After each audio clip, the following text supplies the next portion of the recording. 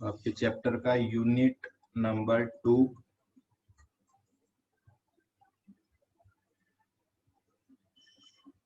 देखो इस चैप्टर में एक्चुअल में है कैपिटल बजटिंग ही। जैसे हम कैलकुलेशन करते हैं, एनपीवी निकालते हैं, फिर प्रोजेक्ट को एक्सेप्ट करने का या रिजेक्ट करने का डिसीजन लेते हैं।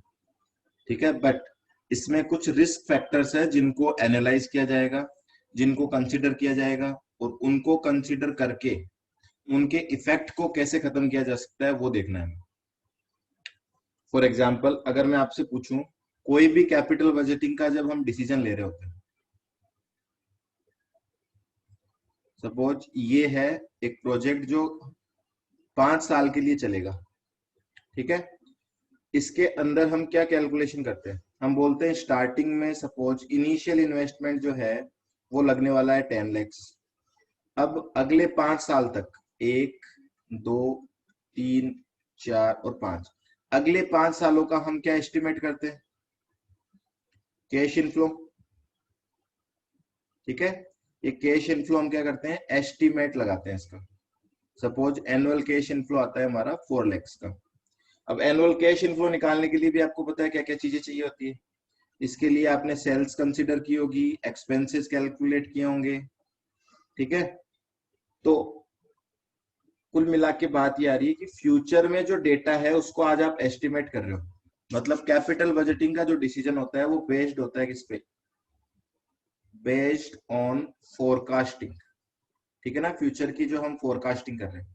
अब मुझे बताओ, फोरकास्टिंग क्या सर्टेन होती है या अनसर्टेन होती है?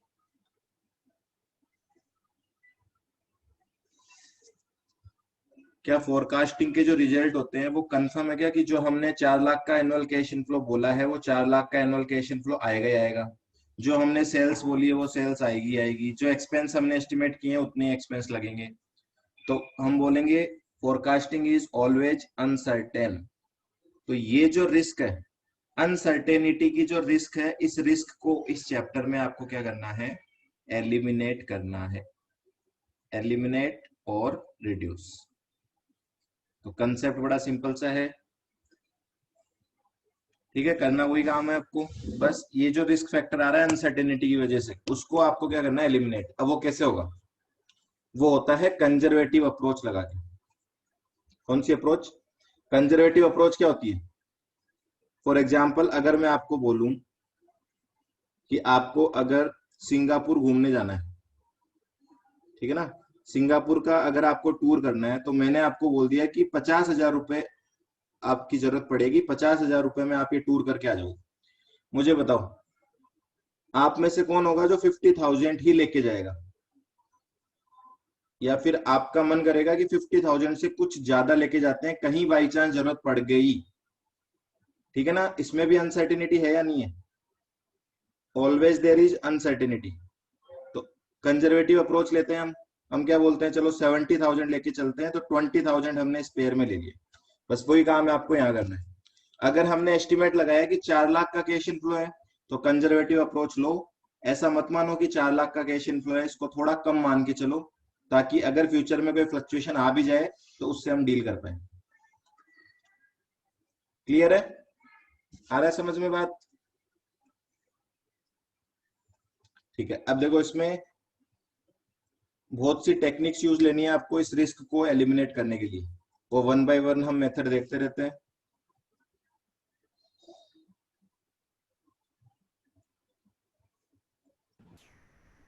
देखो सबसे पहला मेथड जो कि मोस्ट आपके एग्जाम में आता भी है, ये होता है decision tree technique. Decision tree.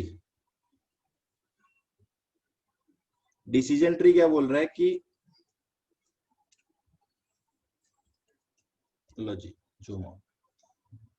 ठीक है, तो आपको पहले तो आप बेस बनाना है हमेशा माइंड में कि इस चैप्टर में क्या करने वाले हो आप। तो चैप्टर में जो फोरकास्टिंग की वजह से हो सकता है अनसर्टेनिटी, उसको रिमूव करने की कोशिश करेंगे। अब सबसे पहला जो टेक्निक है वो है डिसीजन ट्री। डिसीजन ट्री क्या होता है, वो बोल रहे हैं कि फ्यूचर का जब आप एस्टिमेशन लगाओ, तो आप ऐसा एस्टिमेट लगाओ ही मत ना कि आपका कैश इनफ्लो 4 लाख होगा। आप प्रोबेबिलिटी के बेसिस पे एस्टिमेट लगाओ। आप 2 या 3 आउटकम निकालो कि हो सकता है 3 लाख का कैश इनफ्लो भी हो जाए, हो सकता है 2 लाख का कैश इनफ्लो भी हो जाए, इसकी प्रोबेबिलिटी 60%, इसकी 40। हालांकि ये भी सारा फोरकास्टिंग पे बेस्ड है, पर इससे कहीं ना कहीं रिस्क क्या होगी आपकी, कम हो जाएगी, क्योंकि आपने एक चीज के ऊपर डिपेंड नहीं रहे, आपने जो इनफ्लो है उसको प्रोबेबिलिटी वाइज डिवाइड कर दिया। ठीक है, होने को ये भी गलत हो सकता है, तो आप 100% एक्यूरेसी तो कभी ला ही नहीं सकते इसमें। चलो अब क्वेश्चन रीड करते हैं और इससे समझाते हैं आपको डिसीजन ट्री किस तरीके से बनाना है आपको। A firm has an investment proposal requiring an outlay of 40,000। ठीक है, तो 40,000 रुपए का तो इनिशियल इन्वेस्टमेंट लगेगा। The investment proposal is expected to have 2-year economic life with no salvage value। ठीक है, in year 1 there is 0.4 probability that cash inflow after tax will be 25,000 रुपए। ये लो जी, तो कैश इनफ्लो वो बोल रहा है कि फर्स्ट ईयर का कैश इनफ्लो 25,000 होगा, इसकी 0.4 प्रोबेबिलिटी है, और 30,000 होगा, इसकी 0.6 प्रोबेबिलिटी। ठीक है, the probability assigned to cash inflow after tax for the year 2, second year के कैश इनफ्लो डिपेंड करेंगे फर्स्ट ईयर में कितना होता है। अगर फर्स्ट ईयर में 25,000 रहा तो सेकेंड ईयर में ये चांसेस है, अगर फर्स्ट ईयर में 30,000 रहा तो सेकेंड ईयर में ये चांसेस है, और इनके चांसेस की प्रोबेबिलिटी भी दे रखी है, और 12% की डिस्काउंटिंग रेट दे रखी है। ठीक है, क्लियर है डेटा, यहां तक सिंपल है। अभी तक आपने चैप्टर यूनिट 1 में जो किया था वहां पे आपने क्या किया था, वहां पे आपने बोला था ईयर 1 में कैश इनफ्लो आता है मान लेते हैं 27,000, ईयर 2 में कैश इनफ्लो आता है मान लेते हैं 25,000, निकालो एनपीवी, कोई दिक्कत नहीं थी ना।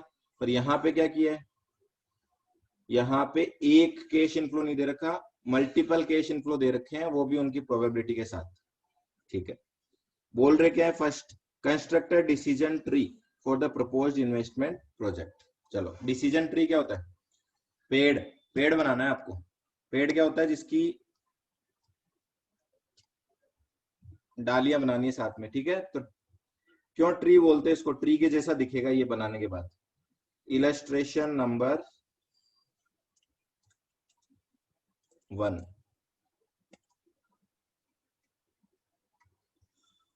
देखो सबसे फर्स्ट पार्ट में पूछा है डिसीजन ट्री बनाना है, first part decision tree.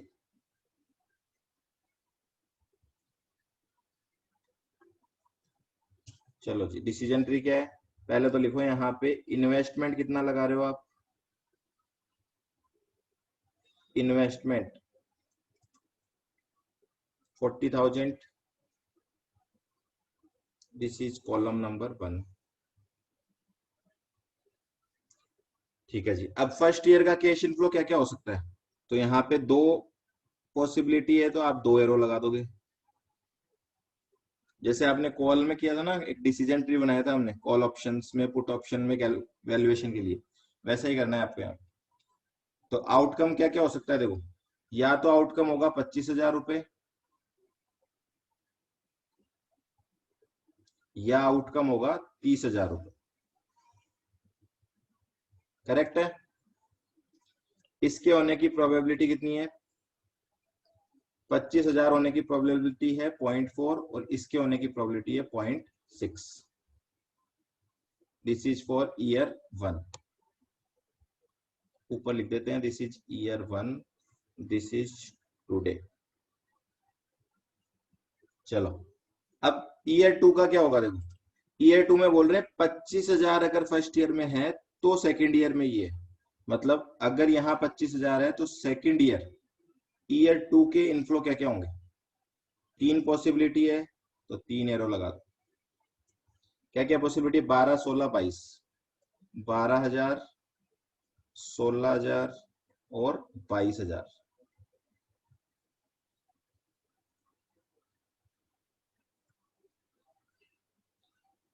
Probability point, इसकी प्रोबेबिलिटी 0.2, इसकी प्रोबेबिलिटी 0.3, और इसकी प्रोबेबिलिटी 0.5।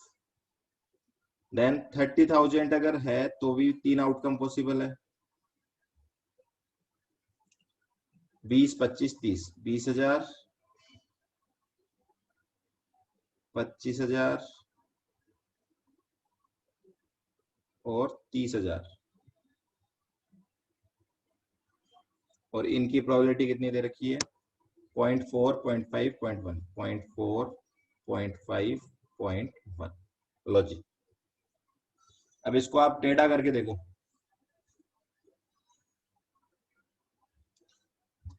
इसको रोटेट करो लेफ्ट साइड में तो आपको पेड़ जैसा दिखेगा।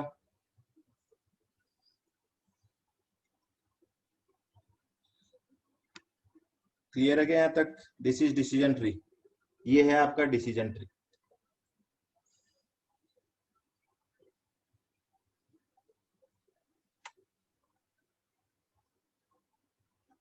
बन जाएगा ना ऐसे तो? नोट करो इसको फटाफट।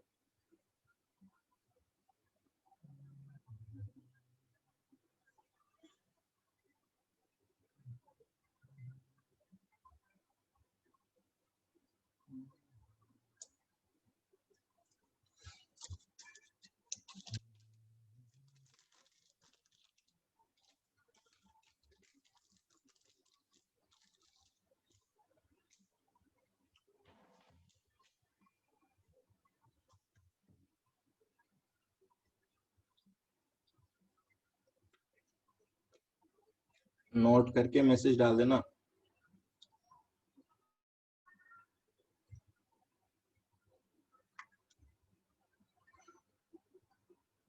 चलो मुझे पहले बताओ, मैं कुछ चीजें पूछ रहा हूँ आपसे। बताओ फर्स्ट ईयर में 25,000 आने की प्रोबेबिलिटी कितनी है? फर्स्ट ईयर में 25,000 का कैश इनफ्लो आने की कितनी प्रोबेबिलिटी है? 0.40 बोल दो या 40%, ठीक है। बताओ सेकेंड ईयर में 12,000 आने की कितनी प्रोबेबिलिटी? अच्छे से क्वेश्चन सुनना फिर जवाब देना। मैं बोल रहा हूँ सेकेंड ईयर में 12,000 कैश इनफ्लो हो, इसकी कितनी प्रोबेबिलिटी है? 0.2 इज रॉन्ग। 0.08 जिसने बोला है हरीश, साक्षी, हरीश ने तो 0.8, 0.08 जो बोल रहा है उसका आंसर करेक्ट है, ठीक है। क्यों? देखो 12,000 होने के लिए इंडिपेंडेंट प्रोबेबिलिटी नहीं दे रखी है, अदरवाइज तो इन सब प्रोबेबिलिटी का टोटल 1 होना चाहिए था, है ना। इसका टोटल 1 नहीं है। तो आपको वो बता रखा है कि सेकेंड ईयर में अगर आप चाहते हो 12,000 का कैश इनफ्लो हो तो फर्स्ट ईयर में 25,000 का होना जरूरी है, ठीक है। तो इसको हम बोलते हैं जॉइंट प्रोबेबिलिटी। तो आपको दिख रही है टोटल कितने आउटकम है यहाँ पे? यहाँ पे टोटल 6 आउटकम आपके सामने है, ठीक है। तो 6 आउटकम और उनकी जॉइंट प्रोबेबिलिटी। तो मैं एक बार यहाँ एक कॉलम बना देता हूँ केवल बताने के लिए, बाकी अलग से टेबल बनाएंगे इसके। देखो 12,000 की जॉइंट प्रोबेबिलिटी कितनी है? 0.4 मल्टीप्लाइड बाई 0.2,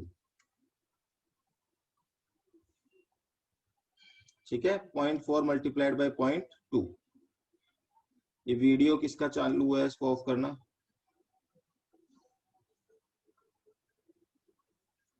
बताते जाओ। फर्स्ट आउटकम की जॉइंट प्रोबेबिलिटी कितनी है? 0.08। सेकेंड की 0.12। थर्ड की 0.20। फोर्थ की 0.24, देन 0.30 एंड देन 0.06। अब देखो इसका टोटल 1 आना चाहिए।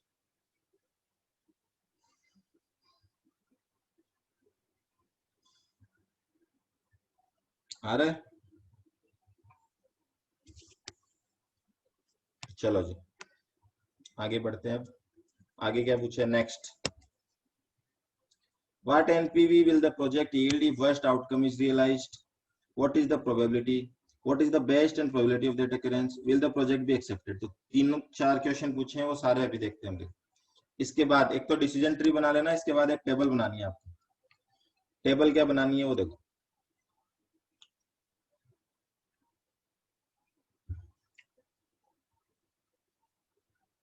आउटकम, कितने आउटकम पॉसिबल है?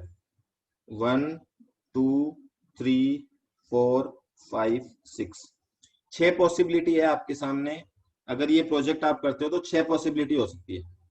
चलो हर पॉसिबिलिटी में मुझे बताओ इनिशियल इन्वेस्टमेंट कितना होगा। इस टेबल को एक बार आप नोट मत करना, इसके कॉलम कितने बनेंगे, ठीक है। तो आपके कॉपी में जगह कम पड़ सकती है, एक बार देख लो। हर कोई सा भी आउटकम हो, इनिशियल इन्वेस्टमेंट तो 40,000 ही होगा, कोई डाउट ही नहीं है इसमें। ठीक है जी। चलो कैश फ्लो, कैश इनफ्लो बोल देते हैं या कैश फ्लो बोल दो, एक ही बात है। Cash inflow of year one, year one का कैश इनफ्लो कितना होगा? हर आउटकम में सेम है क्या? नहीं, देखो फर्स्ट 3 आउटकम में तो 25,000 है, और अगले 3 आउटकम में कितना है? 30,000। करेक्ट है क्या?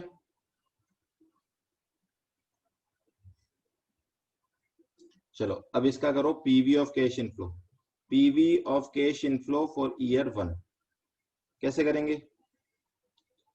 पी फैक्टर दे रखा होगा आपको, ये रहा 12% से पी फैक्टर दे रखा है, 0.8929 से मल्टीप्लाई करते जाओ, आता जाएगा।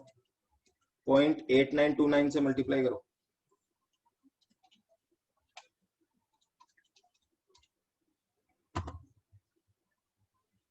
ये तो आएगा 22,323 रुपए, फिर 22,323, फिर 22,323, और 30,000 की जगह कितना आएगा?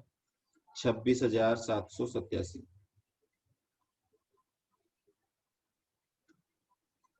ओके यहां तक?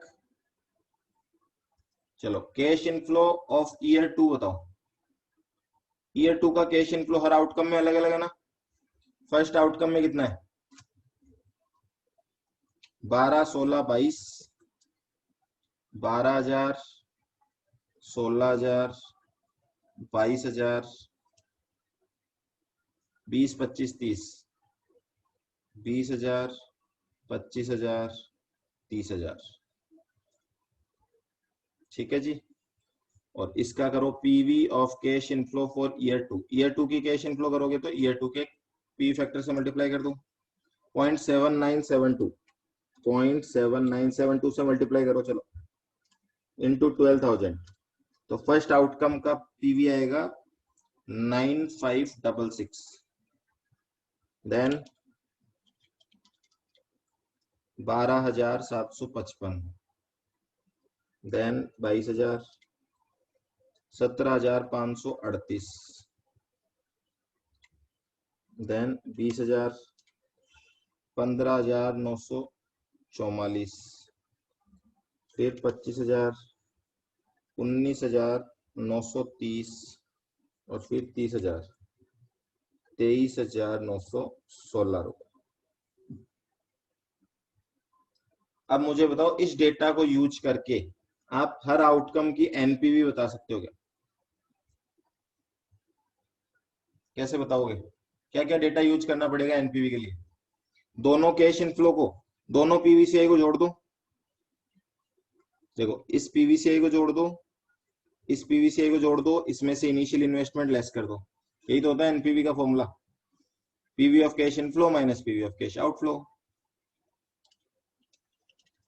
करो फर्स्ट आउटकम का एनपीवी निकालो, 22,323 प्लस 95,166 माइनस 40,000, नेगेटिव, नेगेटिव आएगा फर्स्ट का, -8111।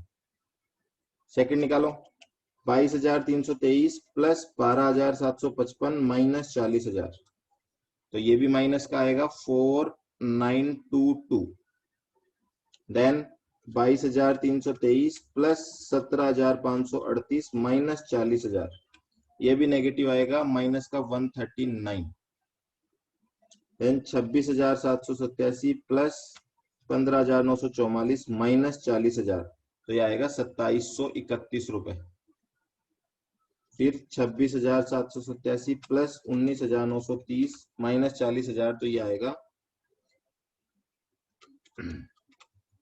6,717 रुपए, एंड लास्ट 26,787 प्लस 23,916 माइनस 40,000, तो ये आएगा 10,703 रुपए। ओके यहां तक? अब देखो ये हर आउटकम की एनपीवी हमने निकाल दी, ठीक है। अब अगर आपको मैं ये पूछूं कि इस प्रोजेक्ट की एनपीवी क्या होनी चाहिए, तो इस कॉलम का एवरेज ही तो करना है मुझे। तो ये चीज तो बहुत बार की हमने। इस लास्ट वाले कॉलम का एवरेज करना है, और एवरेज का कैसे होता है, फ्यूचर डेटा का एवरेज कैसे होता है बताना, प्रोबेबिलिटी को यूज करके ना। तो यहां आपको लिखनी पड़ेगी ज्वाइंट प्रोबेबिलिटी,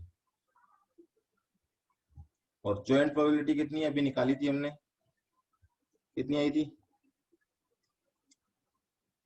0.08, 0.12, 0.20, 0.24, 0.30, 0.06 मल्टीप्लाई कर दो तो ये आ जाएगी आपकी एक्सपेक्टेड या एवरेज एनपीवी। एक्सपेक्टेड एनपीवी बोल दो, एवरेज एनपीवी बोल दो। 8111 इंटू 0.08, ये आएगा माइनस में -649। 4922 इंटू 0.12, ये आएगा -591। देन 139 इंटू 0.20, ये आएगा -28। 2731 इंटू 0.24, ये आएगा 655। फिर 6717 इंटू 0.30, ये आएगा 2015। एंड लास्ट इज 10,703 इंटू 0.06, ये आएगा 642। टोटल कर दो इसका।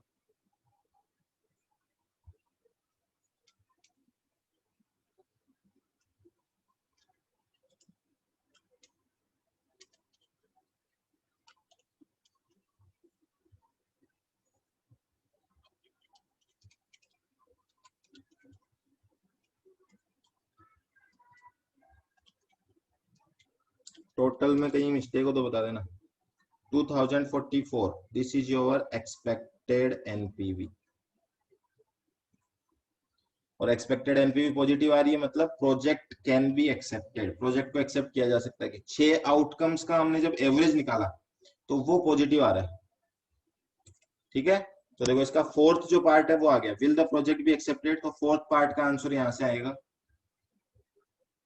अब सेकंड और थर्ड पार्ट क्या बोल रहा है वो देखो। What NPV will the project yield if worst outcome is realized? कौन मुझे बताएगा 6 आउटकम में से सबसे गंदा आउटकम कौन सा है? Which is the worst outcome?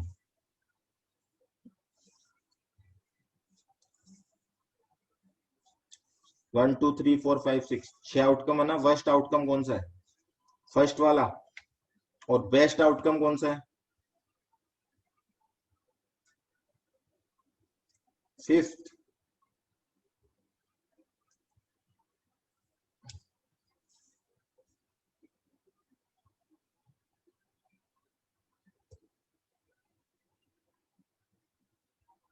Fifth कैसे बोल रहे हो आप? Fifth is wrong. Worst outcome तो फर्स्ट है, पर बेस्ट आउटकम फिफ्थ नहीं है। सिक्स्थ ऑन एनपीवी, बिल्कुल एनपीवी के बेसिस पे बताएंगे, एवरेज एनपीवी के बेसिस पे नहीं बताएंगे। एवरेज तो तब लगेगा ना जब प्रोबेबिलिटी से मल्टीप्लाई करेंगे। हम तो बात करें आउटकम कौन सा बेस्ट है। तो अगर सबसे ज्यादा एनपीवी कौन दे रहा है, देखो सबसे ज्यादा एनपीवी दे रहा है आपको आउटकम नंबर 6, तो ये बेस्ट हो गया। सबसे कम एनपीवी कौन दे रहा है? सबसे कम एनपीवी दे रहा है आउटकम नंबर 1, तो ये हो गया वर्स्ट। ठीक है, तो आपकी बुक में भी एक मिस्टेक कर रखी है, ध्यान रखना। एक जगह पे, सब जगह पे नहीं, एक जगह पे उन्होंने इस वाले कॉलम के बेसिस पे वर्स्ट और बेस्ट बता रखा है, जो कि गलत है। वर्स्ट और बेस्ट का डिसीजन कौन से कॉलम के बेसिस पे होगा? एनपीवी के बेसिस पे, एक्सपेक्टेड एनपीवी के बेसिस पे नहीं, क्योंकि वो तो प्रोबेबिलिटी से मल्टीप्लाई होने के बाद आता है। ठीक है, तो अब पूछा क्या है उन्होंने, बोल रहे हैं what NP will project yield worst outcome is realise. तो वर्स्ट आउटकम अगर होगा तो कितनी एनपीवी होगी? -8111। अब आप इसका आंसर नीचे लिख सकते हो यहाँ पे, सेकंड वर्स्ट आउटकम,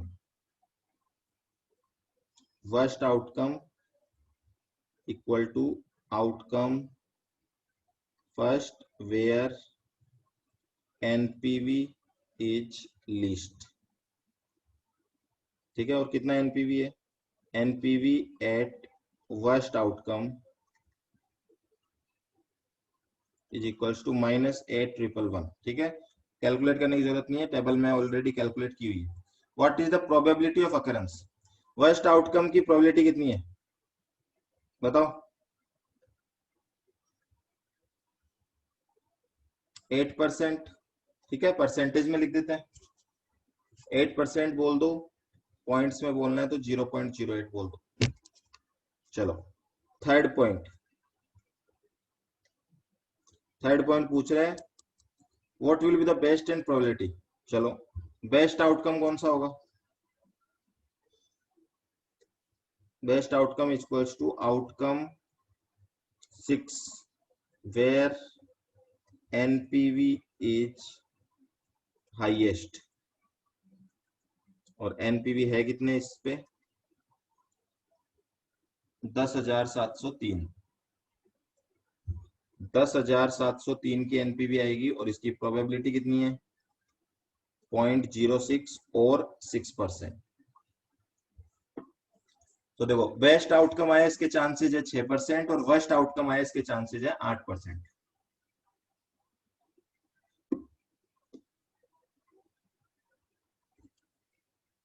डन।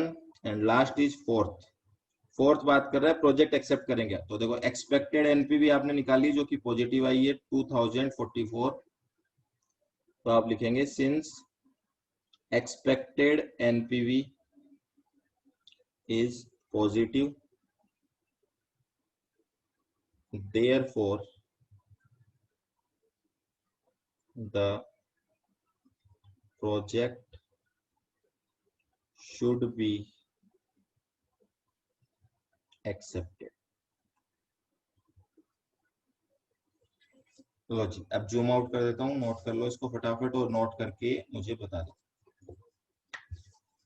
तो जब भी डिसीजन ट्री का क्वेश्चन आएगा ये सारी चीजें आपसे पूछेंगे घुमा फिरा के, ठीक है। तो इसमें एक मिस्टेक हो सकती है वो अवॉइड करनी है, एक्सपेक्टेड एनपीवी वाले कॉलम को बेस बना के बेस्ट और वर्स्ट नहीं बताओगे, आप बताओगे एनपीवी वाले कॉलम को बेस बना के, ठीक है। तो इस चीज को आप लिख लेना क्योंकि बाद में जाके मिस्टेक हो जाती है।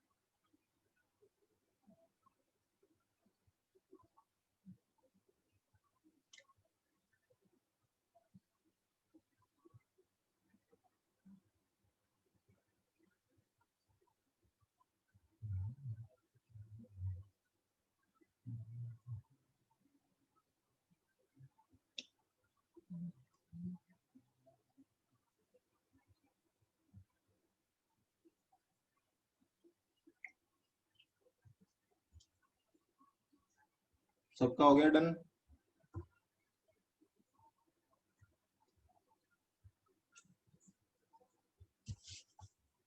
ओके चलो आगे आ जाते हैं नेक्स्ट।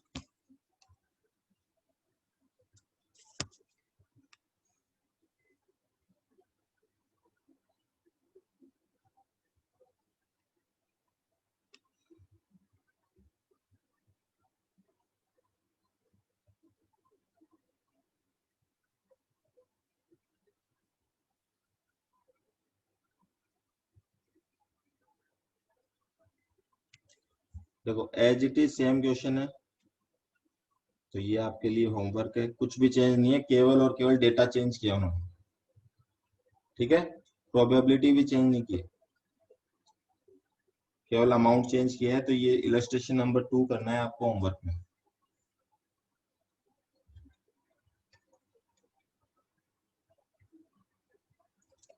नेक्स्ट पे आ जाओ।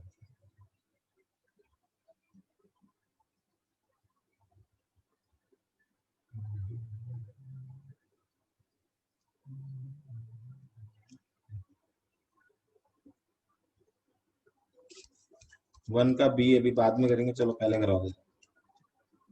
वन का बी थ्योरेटिकल है, वो आपको ये बोल रहा है, इस क्वेश्चन का पार्ट नहीं है वो सेपरेट क्वेश्चन है। ये बोल रहा है do pi profitability index and NPV of evaluating investment proposal lead to same acceptance या rejection and ranking decision, in what situation will they give conflicting results। तो देखो दो क्राइटेरिया आपने पढ़ रखे हैं ऑलरेडी, एनपीवी और पीआई। क्या इन दोनों से जो डिसीजन आता है, डिसीजन क्या होता है, डिसीजन में दो ही चीजें होती है, या तो आप बोलोगे प्रोजेक्ट को एक्सेप्ट करना है या आप बोलोगे प्रोजेक्ट को रिजेक्ट करना है, ठीक है, ये तो है डिसीजन। एंड दूसरा बोल रहा है रैंकिंग। रैंकिंग की बात कब आती है, जब प्रोजेक्ट मल्टीपल प्रोजेक्ट्स हो। तो इसके आंसर आप दोगे दो दो तरीके से। मैं आपको चार्ट फॉर्म में लिखा देता हूं इसको।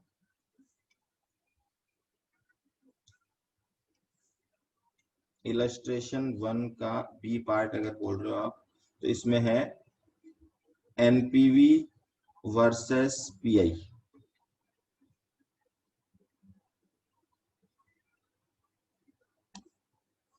सिंगल प्रोजेक्ट, अगर एक ही प्रोजेक्ट की बात कर रहे हो तो, और मल्टीपल प्रोजेक्ट की बात कर रहे हो तो। बताओ अब आपको क्या लगता है, अगर मैं एक सिंगल प्रोजेक्ट की बात कर रहा हूं, मान लो एक प्रोजेक्ट एक्स ले लिया, उसके इनफ्लो दे रखे हैं, आउटफ्लो दे रखे हैं, उससे एनपीवी निकालूंगा, उससे पीआई निकालूंगा, क्या दोनों का डिसीजन एक्सेप्ट और रिजेक्ट का सेम होगा या नहीं होगा। सिंगल प्रोजेक्ट में डिसीजन लेते हैं हम, और डिसीजन क्या लेते हैं, या तो एक्सेप्ट या रिजेक्ट। अब बताओ आपको क्या लगता है, पहले तो आप बताओ, क्या दोनों से सेम आंसर आएगा या नहीं आएगा, सेम आएगा।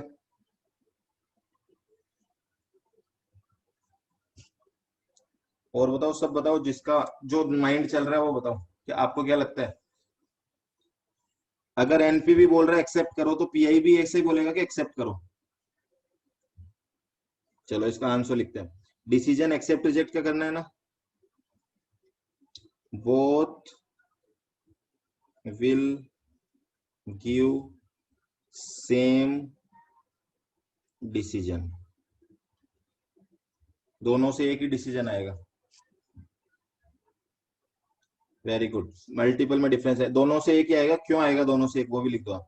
Because if NPV is greater than 0 then PI will be greater than 1।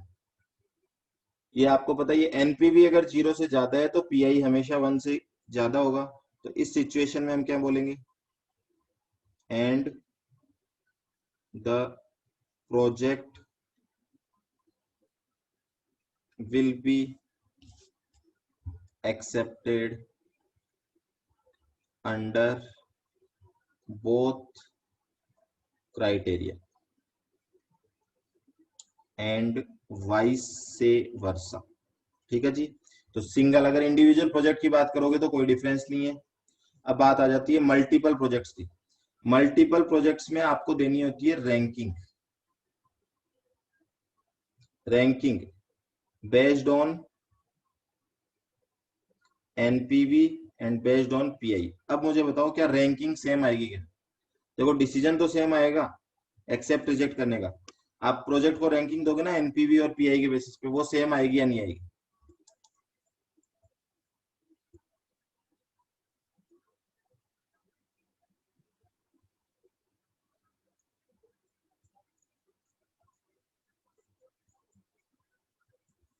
ये सेम नहीं आएगी।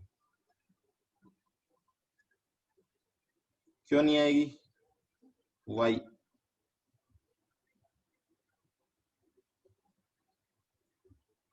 देखो अगर दोनों प्रोजेक्ट का इन्वेस्टमेंट सेम है तो फिर रैंकिंग भी सेम आएगी। दोनों प्रोजेक्ट का इन्वेस्टमेंट अलग अलग है तो फिर रैंकिंग अलग अलग आएगी। ठीक है, तो यहाँ पे दो सिचुएशन हो सकती है। if investment is same. Second, if investment is different. Investment अगर सेम है देन सेम रैंकिंग, सेम आएगी रैंकिंग, कोई डिफरेंस नहीं होगा। और इन्वेस्टमेंट अगर अलग अलग है देन डिफरेंट रैंकिंग में कम। में क्यों लिखा है? क्योंकि ऐसा भी हो सकता है सेम आ जाए, जरूरी थोड़ी इन्वेस्टमेंट अलग हो तो अलग ही आएगा। लो जी, this is chart for question number 1।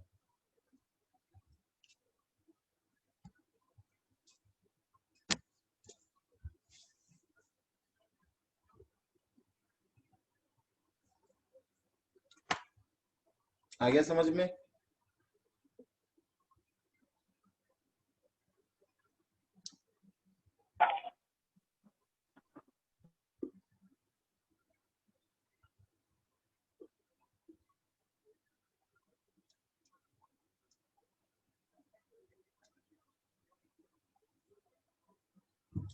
चलो फिर ठीक है। अब देखो एग्जाम में आता है तो पहली बात तो चार्ट नहीं बनाना, आपको इसको वर्ड्स में लिखना है।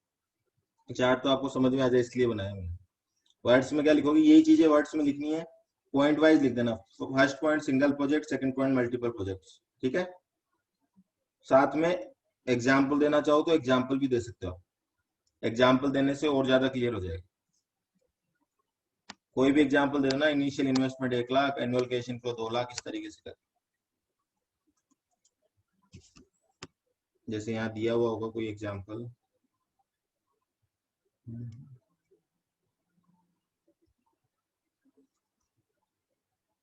देखो इसमें इनिशियल इन्वेस्टमेंट अलग अलग लिया है ना, तो फिर चांसेस है कि दोनों से आंसर अलग अलग आ जाए।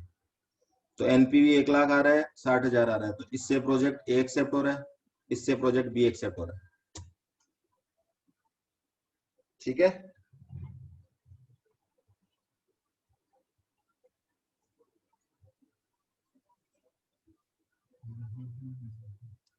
अच्छा ये भी पूछा कि कौन सा बेटर है, एक मिनट रुकना। बस इतना ही पूछा है कि एनपीवी और इवेल्युएटिंग लीड टू सेम कब आएगा और कौन सी सिचुएशन में कंफ्लिक्टिंग रिजल्ट आएंगे, तो वो हमने बता दिया। सेकंड भी हो गया।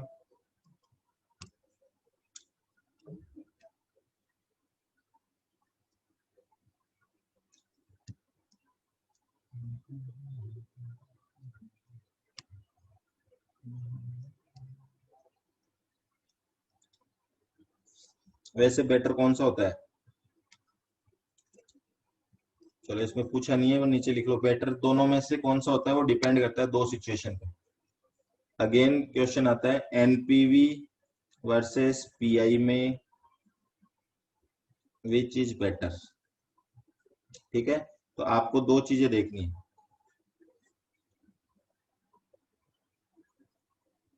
If money has alternative use, yes और नो। मतलब आपके पास जो पैसे पड़े हैं उसका कोई दूसरा यूज है या नहीं है। अगर दूसरा यूज है तो पीआई बेटर है, अगर दूसरा यूज नहीं है तो एनपीवी बेटर,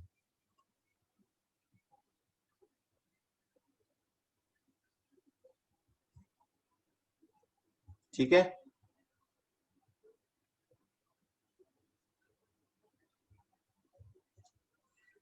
फॉर एग्जाम्पल अगर मैं आपको ये बोलूं आपके पास 10 लाख रुपए पड़े हैं, ठीक है, आपके पास 10 लाख रुपए का फंड है और इसका नो अल्टरनेटिव यूज, इसका कोई अल्टरनेटिव यूज नहीं है, ठीक है। अब देखो आपके पास दो प्रोजेक्ट लेके आए हैं। प्रोजेक्ट नंबर 1, इसमें इन्वेस्टमेंट करना है आपको 6 लाख रुपए का और इससे एनपीवी आएगी 3 लाख रुपए की। प्रोजेक्ट नंबर 2, इन्वेस्टमेंट करना है आपको 10 लाख रुपए का, एनपीवी आएगी 3.5 लाख रुपए की। यहाँ पे पीआई भी निकाल देते हैं। क्या होगा पीआई बताओ देखिए। इसका पीआई तो 1.5 होगा, और इसका पीआई कितना होगा 1.35। चलो बताओ यहाँ एनपीवी के बेसिस पे कौन सा प्रोजेक्ट बेस्ट है। एनपीवी के बेसिस पे बात करोगे तो प्रोजेक्ट नंबर 2 इज बेटर, और पीआई के बेसिस पे बात करोगे तो कौन सा बेटर है 1। अब बताओ इन दोनों में से किसको चूज करें। रीजन बताना साथ में। प्रोजेक्ट 1 में पैसा लगाना चाहिए कि प्रोजेक्ट 2 में पैसा लगाना चाहिए बताओ।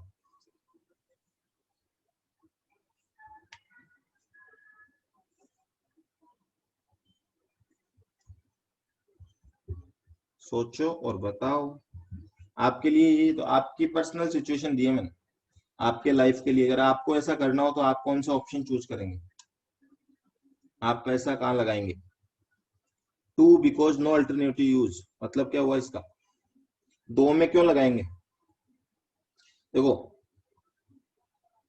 हाँ क्यों, तो वही पूछ रहा हूँ, वो तो मैंने ऊपर लिखा दिया आपको NPV is better. Alternative use नहीं होता तो एनपीवी बेटर है क्यों, उसका रीजन देखो। अगर आप 6 लाख रुपए लगाओगे तो भी आपने एक तरीके से 10 लाख रुपए लगा रखे, 4 लाख रुपए तो पड़े ही ना आपके पास। तो आपके तो पूरे 10 लाख रुपए ही काम आ रहे हैं। 4 लाख पे कुछ भी नहीं कमाओगे आप, 6 लाख पे कितना कमाओगे 3 लाख। तो अल्टीमेटली आपकी वेल्थ कितनी बन जाएगी। अगर आप अपनी वेल्थ को देखोगे प्रोजेक्ट के एंड पे तो आपकी वेल्थ होगी कितनी 13 लैक्स की। और अगर 10 लाख पूरे लगा देता हूं तो वेल्थ कितनी होगी 3.5 लाख, 13.5 लाख सॉरी।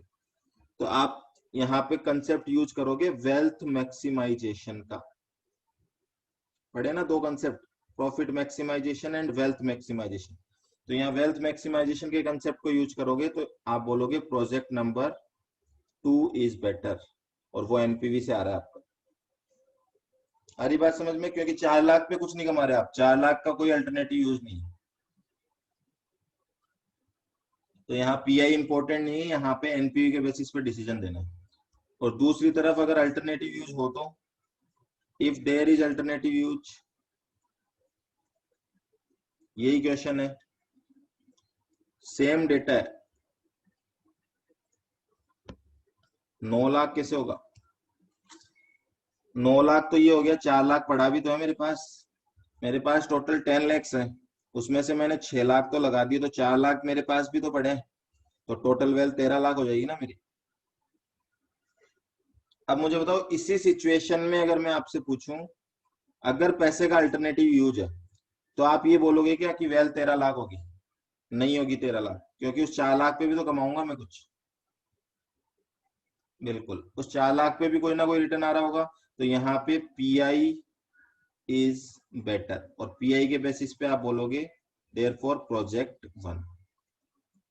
ठीक है, आगे बात समझ में।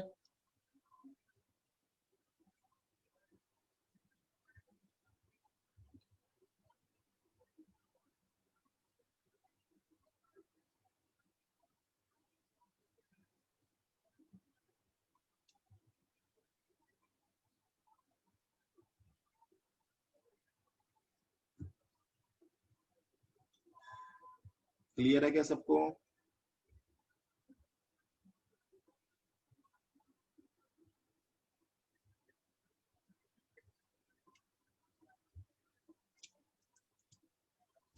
चलो नेक्स्ट पे आ जाते हैं अब हम।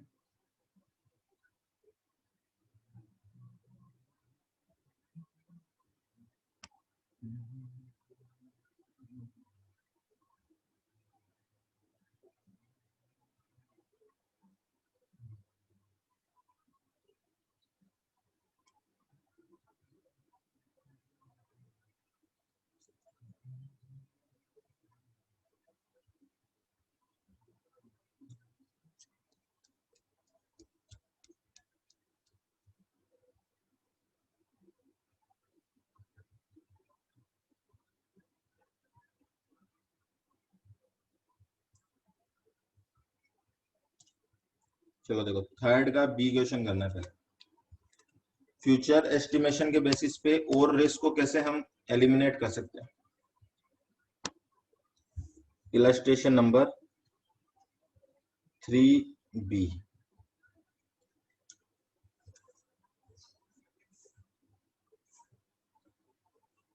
बोल रहा है determine the risk adjusted NPV of the following project. क्या बोलना चाह रहे हैं? देखो 3 प्रोजेक्ट है आपके पास, तीनों प्रोजेक्ट को आप नॉर्मली क्या करते हैं, हम तीनों प्रोजेक्ट का एनपीवी निकालते हैं और डिसीजन ले लेते हैं। बट यहाँ पे ये बोल रहे हैं कि 3 जो प्रोजेक्ट हैं, तीनों प्रोजेक्ट को एनपीवी निकालते वक्त डिस्काउंटिंग रेट अलग अलग यूज करनी है। तो नॉर्मली हम डिस्काउंटिंग रेट क्या यूज करते हैं, सेम। वो बोल रहे हैं अलग अलग यूज करनी है, क्यों? क्योंकि सबका रिस्क अलग अलग है। हो सकता है प्रोजेक्ट एक ज्यादा रिस्की हो, तो ज्यादा रिस्की है तो इसकी डिस्काउंटिंग रेट भी क्या होनी चाहिए, ज्यादा। तो सिंपल सा ध्यान रखना है, जिस प्रोजेक्ट की रिस्क ज्यादा होगी उसकी डिस्काउंटिंग रेट भी क्या होनी चाहिए, ज्यादा। मुझे बताओ डिस्काउंटिंग रेट ज्यादा होने से पीवीसीआई ज्यादा आता है या कम आता है? कौन बताएगा?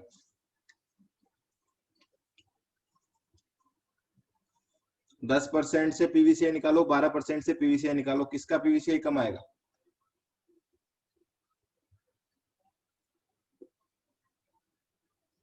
ठीक है, तो सिंपल है, पीवीसीआई कम हो जाता है, और पीवीसीआई कम होने का मतलब एनपीवी भी कम हो जाता है। तो ये कंजर्वेटिव अप्रोच है। ये अप्रोच क्या बोल रही है, प्रोजेक्ट ज्यादा रिस्की है तो उसकी रेट ज्यादा ले लो, ज्यादा रेट होने से पीवीसीआई कम आएगा तो आपको एनपीवी कम आएगा। कम आने से क्या होगा, आप उसका डिसीजन इसी के बेसिस पे लोगे। तो मतलब क्या हुआ कि कल को अगर प्रोजेक्ट में क्योंकि रिस्क फैक्टर ज्यादा है तो प्रॉफिट कम हो तो भी कोई दिक्कत नहीं है, क्योंकि हमने कंजर्वेटिव अप्रोच लगा के ऑलरेडी एनपीवी को सप्रेस कर रखा है। ठीक है, तो बहुत सिंपल सा मेथड है ये, risk adjusted discounting rate method बोलते हैं इसको। तो मेथड का नाम लिख देते हैं पहले। पहले डिसीजन ट्री पढ़ा है आपने, सेकंड मेथड है risk adjusted discounting rate method.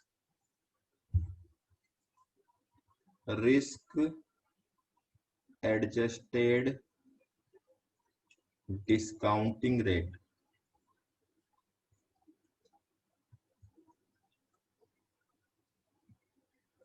ठीक है, तो ये भी क्या कर रहा है, फ्यूचर में होने वाले कैश इनफ्लो को, क्योंकि उसमें रिस्क होती है तो उसके बेसिस पे जिसमें आपको लगता है ज्यादा रिस्क है उसकी डिस्काउंटिंग रेट बढ़ा दो। बढ़ाने से अल्टीमेटली आप कंजर्वेटिव अप्रोच फॉलो कर रहे हो और कुछ नहीं कर रहे। देखो प्रोजेक्ट ए पीवीसीओ दे रखा है, 5 साल की लाइफ दे रखी है, एनुअल कैश इनफ्लो दे रखा है, सीवी दे रखा है 0.4, और नीचे बोल रखा है कि सीवी के बेसिस पे आप डिस्काउंटिंग रेट यूज करते हो। तो जिसकी 0.4 सीवी है उसकी आप डिस्काउंटिंग रेट लेते हो 12%, जिसकी 0.8 सीवी है उसका लेते हो 14%, और जिसकी 1.2 सीवी है उसका लेते हो 16%। तो तीनों प्रोजेक्ट का पीवीसीआई निकालते वक्त आप रेट अलग अलग लेनी है। ओके, और कुछ नहीं है इसके अंदर। चलो एक टेबल में काम हो जाएगा, particulars, then project A B and C. Annual cash inflow दे रखा है 30,000, 42,000 और 70,000। ठीक है,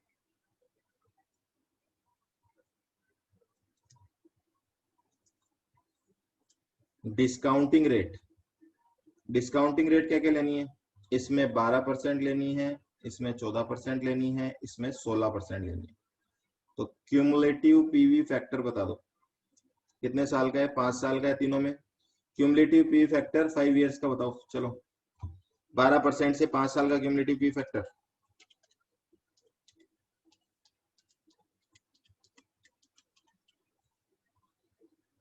3.6048, 4 डिजिट तक बता देना।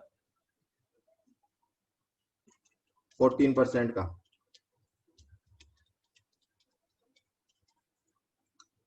3.4331,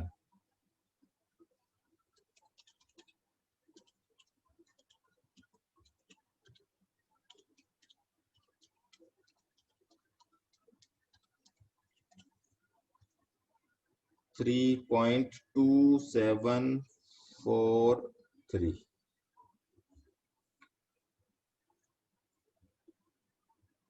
ओके, तो यहाँ पे आप निकाल दो पीवीसीआई 30,000 इंटू 3.6048, तो ये आ जाएगा 1,08,144 एंड 42,000 इंटू 3.4331 1,44,190 रुपए और 70,000 इंटू 3.2743 2,29,201 रुपए। ठीक है, और पीवीसीओ दे ही रखा है आपको इनिशियल इन्वेस्टमेंट 1,20,000 और 2,10,000। देन एनपीवी आ जाएगी आपकी 8,144, 24,190 और 19,201। सही है।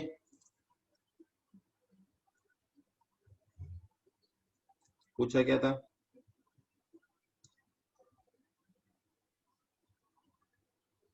डिटरमाइन रिस्क एडजस्टेड एनपीवी, निकाल दी हमने, बात खत्म। डिसीजन पूछा ही नहीं है आपको, सिंपल रिस्क एडजस्टेड एनपीवी पूछिए तो रिस्क एडजस्टेड एनपीवी निकल गई।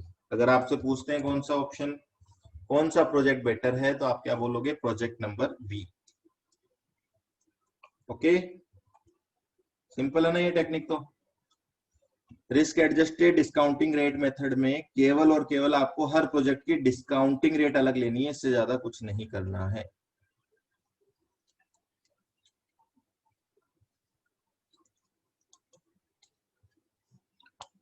चलो, ये तो अलग अलग प्रोजेक्ट हो गए। मान लेते हैं क्वेश्चन में एक ही प्रोजेक्ट दिया हुआ आता है ना, तो आपको क्या करना होता है? ये सबने नोट कर लिया तो हटा दो उसको, बताओ एक बार, सबने नोट कर लिया? मुझे बताओ, एक सिंगल प्रोजेक्ट का डिस्काउंटिंग रेट क्या लेते हैं? अगर कोई भी एक इंडिविजुअल प्रोजेक्ट की मैं बात करूं, इंडिविजुअल प्रोजेक्ट है तो इसकी क्या डिस्काउंटिंग रेट लेते हैं हम कैपिटल बजटिंग के लिए? बताओ। केओ ना, simple, discounting rate equals to KO. So in risk adjusted discounting rate method,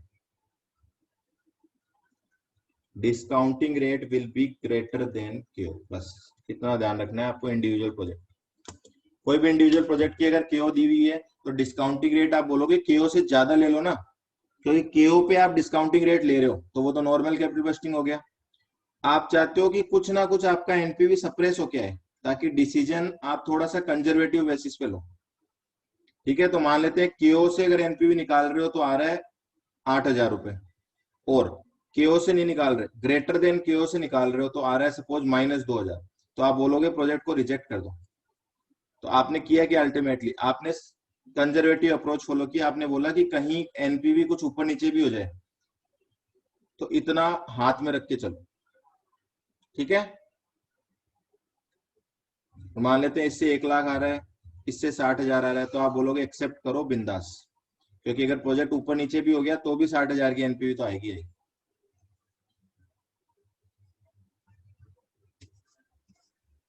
चलो, तो दो मेथड हो गए आपके, थर्ड पे आ जाते हैं।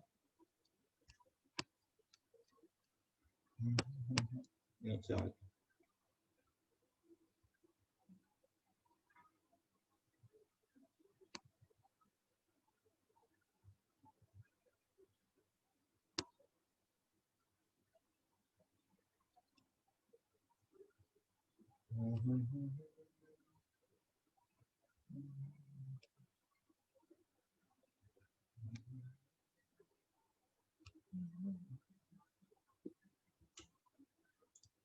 इलस्ट्रेशन नंबर 6, इसमें आपके थर्ड मेथड यूज आ रहा है, certainty equivalent coefficient. Illustration number 6 और मेथड का नाम है सर्टेनिटी इक्विवेलेंट कोफिशिएंट अप्रोच बोल दो, मेथड बोल दो, एक ही बात लॉजिक। तो शॉर्ट में बोलेंगे सीई कोफिशिएंट। ठीक है, ये क्या बोल रहा है? बहुत सिंपल सी बात बोल रहा है बोल रहा है फ्यूचर के कैश इनफ्लो आपने एस्टिमेट किए, तो अगर आपको लगता है कि कैश इनफ्लो होने वाला है 4 लाख, ठीक है, तो आप क्या करो, इसको एडजस्ट कर लो। आप इसको कंजर्वेटिव अप्रोच फॉलो करके 4 लाख नहीं मानो, इसको मान लो 3 लाख। तो ये 4 लाख से 3 लाख मानना जो आपने आपने किया क्या है, आपने किया है इसका 75%। तो इस 75% को बोला जाता है सर्टेनिटी इक्विवेलेंट कोफिशिएंट। ठीक है, तो ऐसे थोड़ी अंदाजा बोलोगे 4 लाख है तो 3 लाख कर लो, उसमें भी कोई ना कोई आप एक क्राइटेरिया फिक्स करोगे कि जो भी कैश इनफ्लो हमने माने उसके 75% मान के हम कैलकुलेशन करेंगे, ताकि हम कोई जो रिस्क है उसको कुछ हद तक कम कर पाए। ठीक है, चलो अब ये कैसे करना है, तो बहुत सिंपल है काम, कुछ नहीं है, आपको केवल कैश इनफ्लो को रिवाइज कर लो और फिर नॉर्मल सॉल्यूशन कर लो। देखो, the globe manufacturing company limited is considering an investment in one of the mutually exclusive proposal project X and Y, each require cash outlay 340 3,30,000 respectively. The C approach is used in incorporating risk in capital investing. देखो यहाँ पे बोल रखा है CE approach को use करना है risk incorporate करने के लिए। The current yield on government bond is 10%, तो इससे को डिस्काउंटिंग रेट ले लेंगे हम, and this is to be used as riskless rate. The expected net cash flow and their CE coefficient are as follows. तो देखो दे रखा है, ये कैश फ्लो दे रखे हैं, ये सीई दे रखा है। प्रेजेंट वैल्यू ऑफ ₹1 10% से आपको पी फैक्टर भी दे रखे हैं। Which project should be accepted. चलो फर्स्ट पार्ट का आंसर देना है पहले।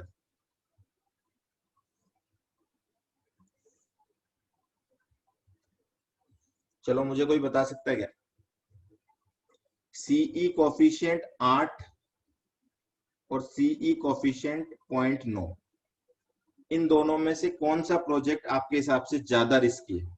जिसका सीई कम है वो ज्यादा रिस्की है, या जिसका सीई ज्यादा है वो ज्यादा रिस्की है।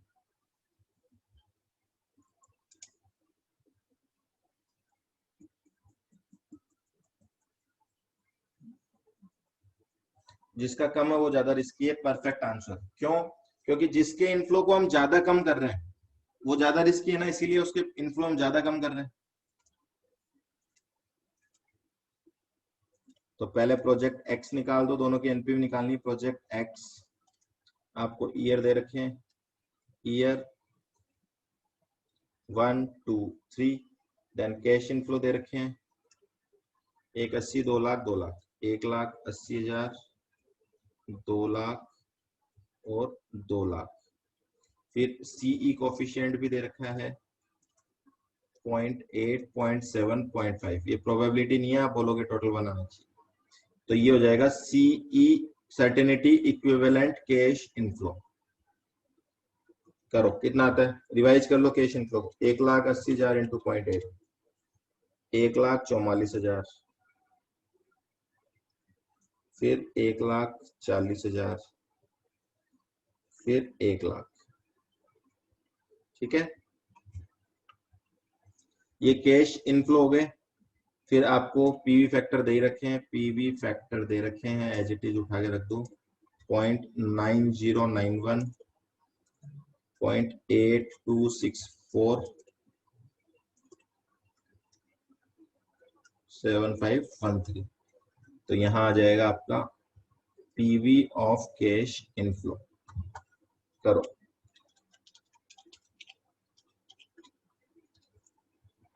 1,30,910,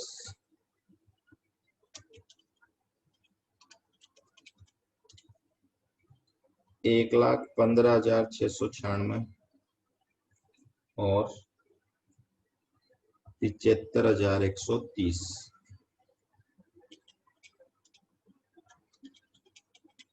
तो ये आ जाएगा टोटल 3,21,736 रुपए। ये पीवी ऑफ कैश इनफ्लो हो गया, इसमें से लेस कर दो पीवी ऑफ कैश आउटफ्लो जो कि दे रखा है 3,40,000 रुपए। तो एनपीवी कितना आएगा,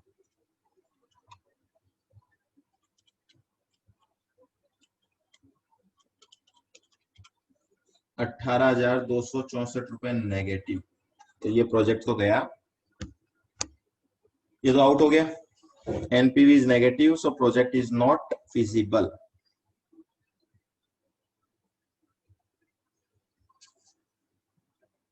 ठीक है क्या यहाँ तक? कैलकुलेशन एक बार चेक कर लेना कहीं कोई गड़बड़ ना हो। चलो ऐसे ही प्रोजेक्ट वाई का निकाल के बताओ, सेम टेबल बनाओ, प्रोजेक्ट वाई का निकाल के बताओ मुझे कितना एनपीवी आ रहा है।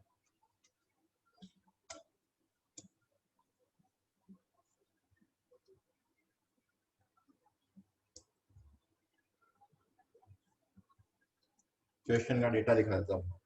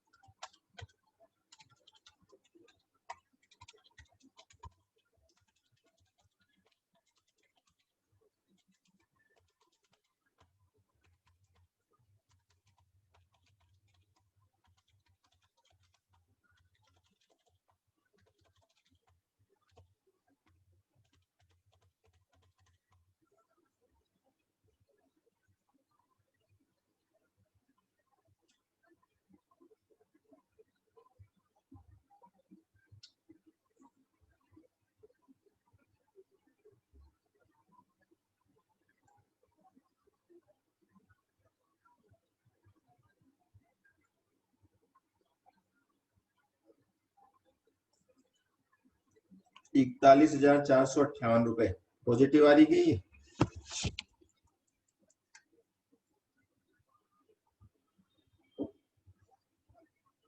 और यही आ रहा है क्या सबका? 41,458।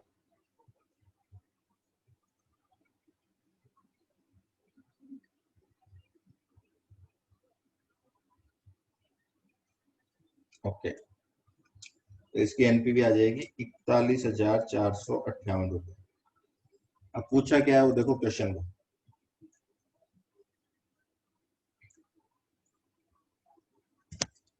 Which project should be accepted, तो दोनों की एनपीवी आ गई। बता दो कंफ्यूजन।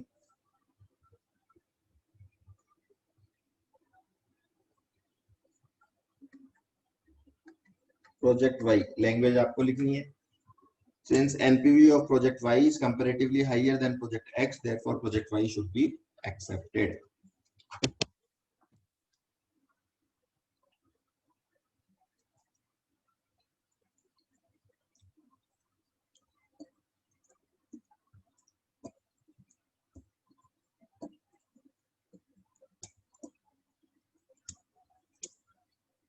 डन। चलो इसका पार्ट 2 देखो। पार्ट 2 बोल रहा है if risk adjusted discounting rate method is used which project would be analysed with higher rate. इसका आंसर अगर आपने दे दिया तो मजे आ जाए। अगर इस क्वेश्चन को risk adjusted discounting rate method से सोल्व करें तो कौन से प्रोजेक्ट की रेट जो होगी डिस्काउंटिंग रेट वो आप ज्यादा रखोगे?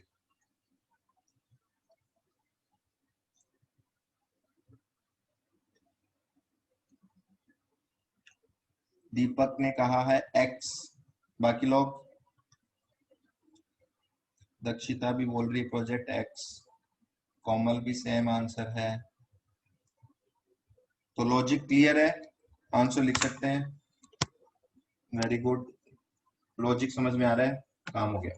सेकंड पार्ट, सेकंड पार्ट क्या है? आप पहले ये लिखो, since CE coefficient of project X are comparatively lower, ठीक है, therefore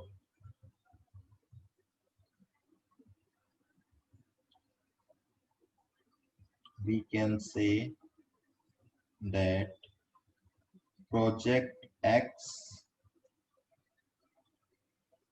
is more risky than project Y. ठीक है, क्योंकि इसके सीई कम है इसलिए प्रोजेक्ट एक्स जो है वो ज्यादा रिस्की है। Now if risk adjusted discounting rate method is to be used, then project X should be discounted with higher rate since it is more risky। Note कर लो।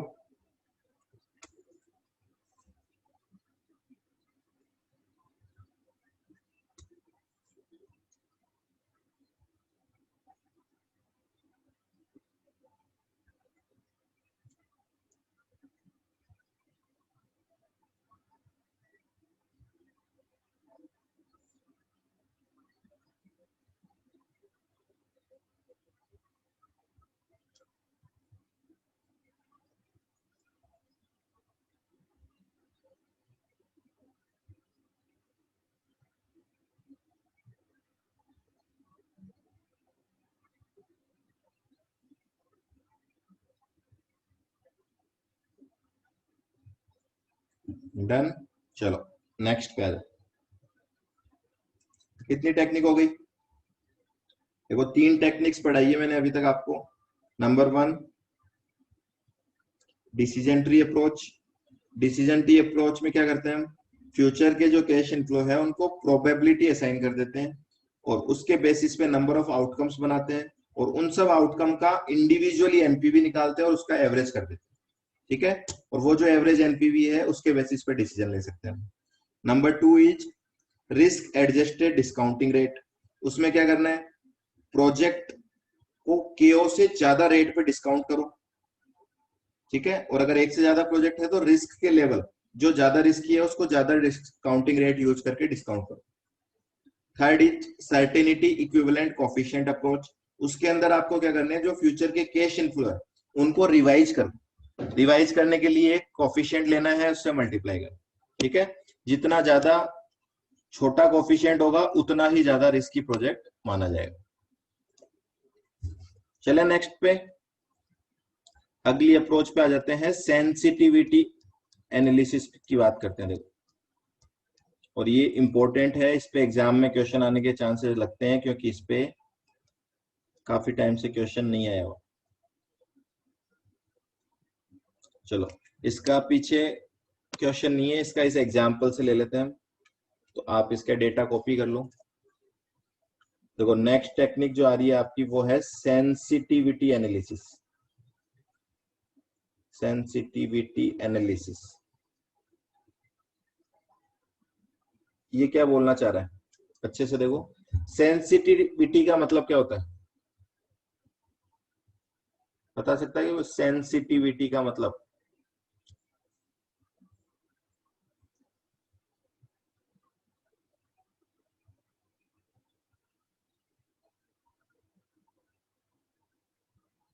गंभीर ना जीना, दांतों की सेंसिटिविटी आता है ना।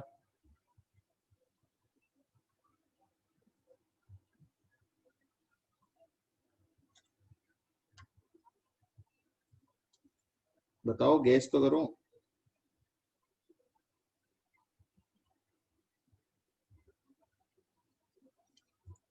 गंभीर थोड़ी होता है, क्या लिखा है ये, संवेदनशील। हाँ जी, संवेदनशील इज द डिक्शनरी मीनिंग। संवेदनशील सही है, सेंसिटिविटी का मतलब। तो इसको हम क्या यहाँ पे क्या को रिलेट करेंगे, देखो सिंपल सी बात अगर मैं आपको बोलूं, समझना यहाँ पे मुझे बताना। अगर एक प्रोजेक्ट का डेटा आपको दे रखा है, बोल रखा है पीवी ऑफ कैश आउटफ्लो है 1 लाख की, एनपीवी है 20,000।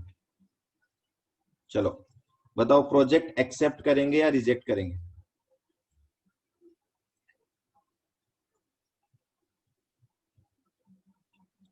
कम ऑन फास्ट। प्रोजेक्ट एक्सेप्ट करेंगे कि रिजेक्ट करेंगे? एनपीवी 20,000 आ रही है, एक्सेप्ट करेंगे, कोई डाउट ही नहीं है इसमें तो। अब मैं बोल रहा हूं कि जरूरी है क्या फ्यूचर का जो डेटा हो वो सब कुछ सही हो? क्योंकि ये 20,000 की जो एनपीवी आई है, ये तो इसी बेसिस पे आई है ना कि फ्यूचर का जो डेटा फोरकास्ट है वो सब कुछ सही हुआ तो 20,000 की एनपीवी आएगी। ठीक है, तो अब आप कौन सी अप्रोच लगा रहे हो? आप ना तो सर्टेनिटी इक्विवेलेंट लगा रहे हो कि उसको कैश इनफ्लो पे एडजस्ट कर रहे हो, ना रिस्क एडजस्टेड डिस्काउंटिंग रेट लगा रहे हो कि डिस्काउंटिंग रेट को बढ़ा रहे हो। आप क्या बोलना चाह रहे हो? आप ये पूछना चाह रहे हो कि ये प्रोजेक्ट कितना सेंसिटिव है एनपीवी को लेके, है ना? हर फैक्टर की सेंसिटिविटी अलग अलग निकलेगी। तो sensitivity with respect to NPV. आप ये बताओ कि एनपीवी में कितना चेंज आ जाए कि आपका प्रोजेक्ट हो जाए एक्सेप्ट से रिजेक्ट, या आप बोलो ब्रेक इवन पॉइंट पे आ जाए। एनपीवी का ब्रेक इवन पॉइंट क्या होता है?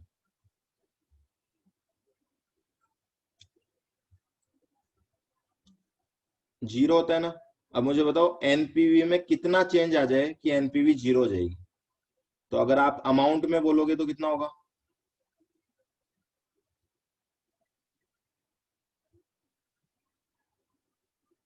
20,000। अगर आप बोलोगे अमाउंट में तो आप बोलोगे कि 20,000 से अगर एनपीवी माइनस में आ जाए, 20,000 कम हो जाए एनपीवी, तो आपका प्रोजेक्ट जो है वो एक्सेप्ट से रिजेक्ट हो जाएगा। और इसको अगर परसेंटेज में बोल दूं तो 100% होगा क्या? अगर एनपीवी 100% डाउन हो जाए, एग्जिस्टिंग लेवल की बात करेंगे हम, अगर एनपीवी एग्जिस्टिंग लेवल से 100% डाउन चली जाए तो प्रोजेक्ट को कर देंगे रिजेक्ट। चलो एनपीवी पे तो ये 100% आएगा तो थोड़ा सा फील कम आ रहा है।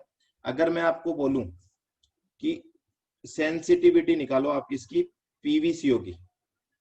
अब बताओ with respect to PV of cash outflow, कितने अमाउंट से पीवी ऑफ कैश आउटफ्लो को कम करें या बढ़ाएं कि प्रोजेक्ट का रिजल्ट चेंज हो जाए?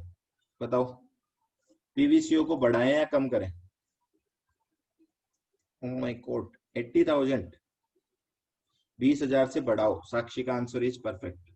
अगर मैं 20,000 से इस अमाउंट को बढ़ा दूं तो क्या एनपीवी जीरो आ जाएगी? और एनपीवी जीरो आने का मतलब क्या? प्रोजेक्ट रिजेक्ट हो जाएगा। मतलब सारा काम एनपीवी पे ही तो जाएगा। हर फैक्टर की सेंसिटिविटी निकालते वक्त आपको एक ही चीज ध्यान रखनी है कि इसमें कितना चेंज लाएं कि जिससे एनपीवी जीरो हो जाए। अब मुझे बताओ परसेंटेज वाइज बताओ कितनी सेंसिटिविटी है। अगर 1 लाख वाली चीज पे 20,000 रुपए का अगर चेंज आ जाए तो प्रोजेक्ट हो जाएगा रिजेक्ट। तो कितना परसेंट सेंसिटिविटी हुई? 20%। बस यही करना है इस टॉपिक में। है समझ में? इजी है क्या? इजी है क्या? इजी। चलो अब इसको सोल्व करके देखते हैं कि एग्जाम्पल से। तो हर फैक्टर की सेंसिटिविटी निकलेगी। तो मीनिंग क्या हुआ सेंसिटिविटी का? कि प्रोजेक्ट में आप बोलोगे कि जो एग्जिस्टिंग डेटा है जो हमने एस्टिमेट किया है उसमें कितना फ्लक्चुएशन आ जाए कि प्रोजेक्ट का जो रिजल्ट है वही चेंज हो जाए, है ना? तो सेंसिटिविटी इसको बोलेंगे हम। Example investment 1 lakh, initial investment, ये डेटा लिख लो आप और इसके बेसिस पे initial investment 1 lakh, life 3 years, annual cash inflow, annual cash inflow 2 lakh, annual cash outflow, annual cash outflow 1.5 lakh, appropriate discounting rate, तो ये हो गई आपकी डिस्काउंटिंग रेट 10%। बस अब आपको हर फैक्टर की सेंसिटिविटी बतानी है। Calculate sensitivity of each factor. कितने फैक्टर दिख रहे हैं आपको इसमें? 1 2 3 4 5, तो 5 आंसर निकालने पड़ेंगे आप। ठीक है ना। टोटल 5 फैक्टर्स हैं इस क्वेश्चन के अंदर, तो पांचों फैक्टर की सेंसिटिविटी निकालनी है आप। क्लियर है क्या?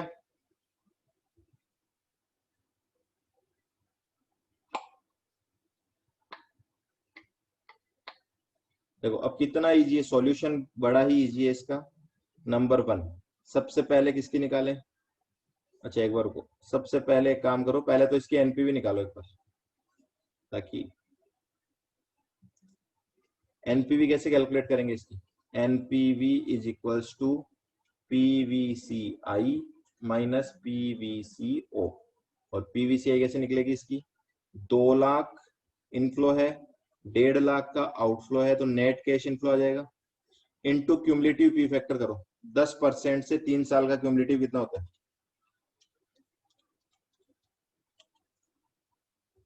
2.4869। ठीक है, ये हो गया आपका पीवी ऑफ कैश इनफ्लो। और पीवी ऑफ कैश आउटफ्लो कितना दे रखा है? 1 लाख। लो जी बताओ NPV.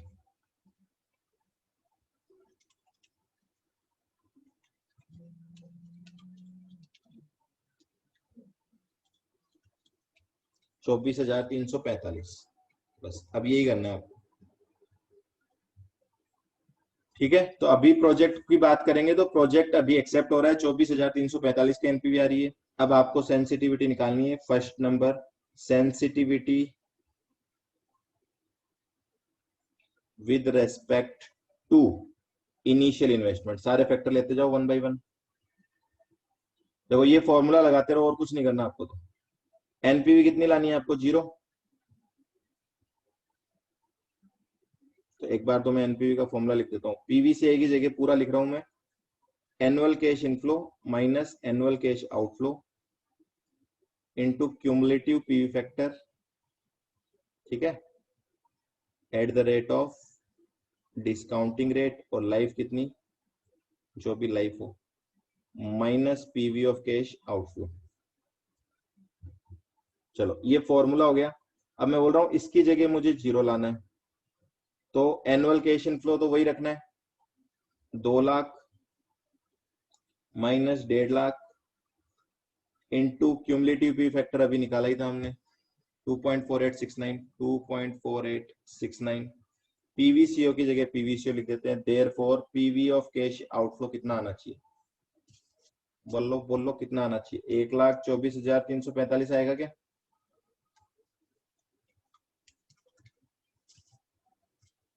Therefore sensitivity with respect to initial investment is equal to, पहले कितना था? 1,24,345 माइनस पहले 1 लाख था, divided by 1 lakh into 100। This is sensitivity. कितना परसेंट आएगा? 24.35%।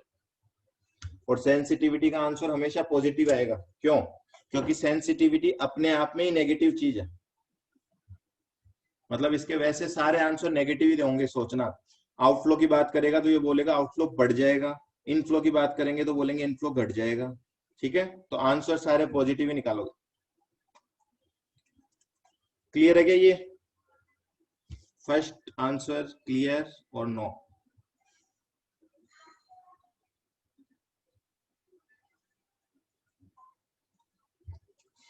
चलो फैक्टर नंबर 2 कौन सा है? लाइफ। सेकंड फैक्टर पे आ रहा हूं मैं, लाइफ पे। Sensitivity with respect to life, formula ये लगाऊंगा दोबारा। एनपीवी कितना लाना है आपको? 0 equal to annual cash inflow कितना है? 2 लाख। एनुअल कैश आउटफ्लो कितना है? 1.5 lakh into cumulative P factor निकालना है आपको। क्यूमुलेटिव पी फैक्टर निकालना है आपको क्या रेट से? 10% की रेट से। कितने सालों का वही तो नहीं पता, माइनस 1 लाख। तो कुल मिला के इससे क्या कैलकुलेट होगा? Cumulative P factor at the rate of 10% for life equal to कितना आएगा बोलो? इसको सोल्व करो, कितना आता है? 2, 2 आएगा ना।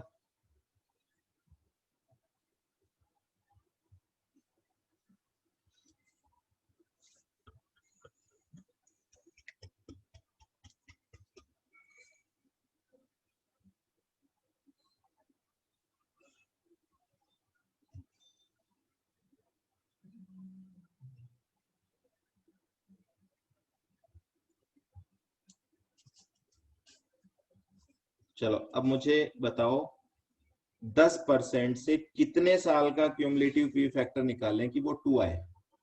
कौन बता सकता है इसका आंसर? इसका आंसर निकलेगा using trial and error method. Direct कैसे निकाल सकते हैं हम? तो अज्यूम करते जाओ कुछ भी। अब पहले तो मुझे ये बताओ, सिंपल सी बात है, लाइफ बढ़ेगी तो सेंसिटिविटी होगा या कि लाइफ गिरेगी तो सेंसिटिविटी होगी? बोलो। लाइफ गिरेगी तो सेंसिटिविटी बोलेंगे क्या अपन उसको, ये बढ़ेगी तो बोलेंगे? गिरेगी ना। लाइफ गिरेगी तभी तो घाटा होगा प्रोजेक्ट में, तभी तो वो रिजेक्ट की बात चलेगी। देखो 10% से 3 साल का पहले तो बताओ कितना होता है, वो हमने निकाल रखा है।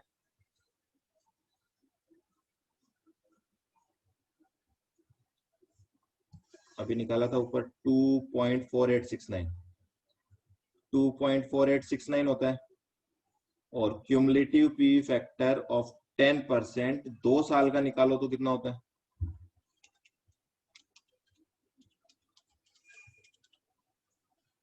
1.7355। अब जैसे आईआरआर में इंटरपोलेशन करते हो वैसे यहाँ पे इंटरपोलेशन कर दो। Therefore life equal to, life होगी 2 और 3 के बीच में। सिंपल बात है ना। देखो 2 और 3 के बीच में, यहां से आपको जाना कहाँ पे? 2 पे जाना है, तो 2 और इसका गैप तो लिखो यहाँ पे। जबकि आप जब यहां से यहां चेंज कर रहे हो तो आपका डिफरेंस कितना आ रहा है वो नीचे लिख दो। ये लो जी, आ जाएगा इससे आंसर। इंटरपोलेशन किया और कुछ नहीं किया।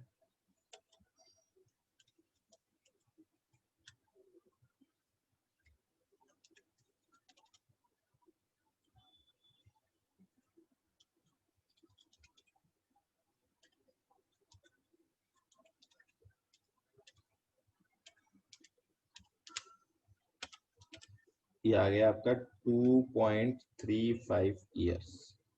इतनी लाइफ होगी ना आपके प्रोजेक्ट की। देयरफॉर सेंसिटिविटी बताओ, sensitivity with respect to life equal to, पहले लाइफ कितनी थी? 3 साल, अब कितनी हो गई? 2.35/3 × 100। कितना परसेंट चेंज आ जाए लाइफ में? 21.67% अगर लाइफ में चेंज आ जाए तो आपका प्रोजेक्ट हो जाएगा रिजेक्ट। लो जी, इसको नोट करो और कोई दिक्कत हो तो बताओ।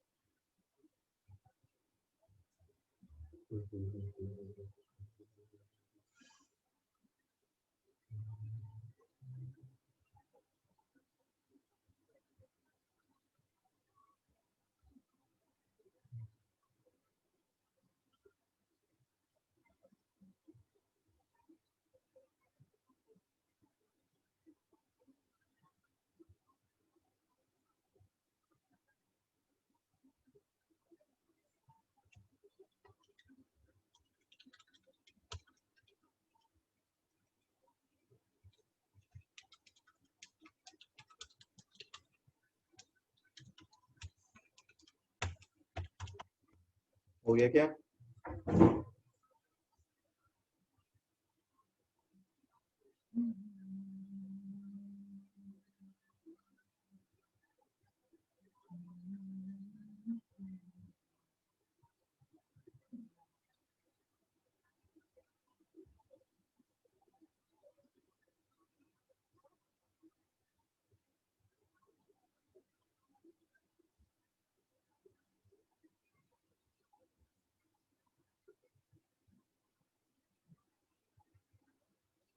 सबका।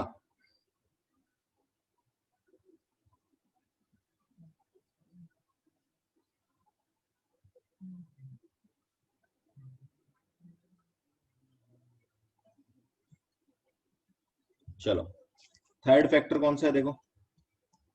Third factor annual cash inflow.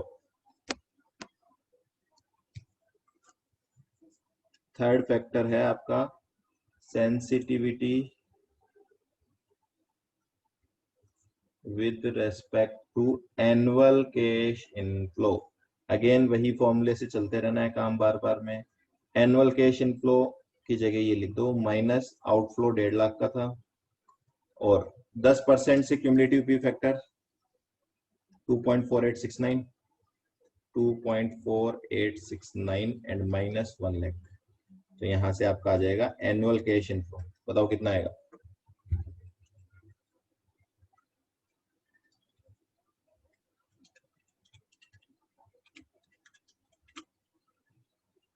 एक लाख 90,210। ठीक है। Therefore sensitivity with respect to annual cash inflow कितना होगा। पहले था 2 लाख, अब हो गया 1,90,210। तो कितना परसेंट चेंज आया।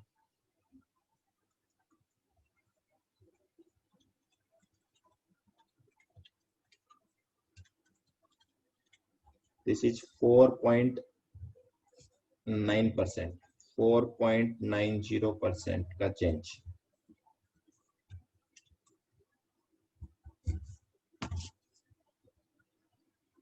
Clear.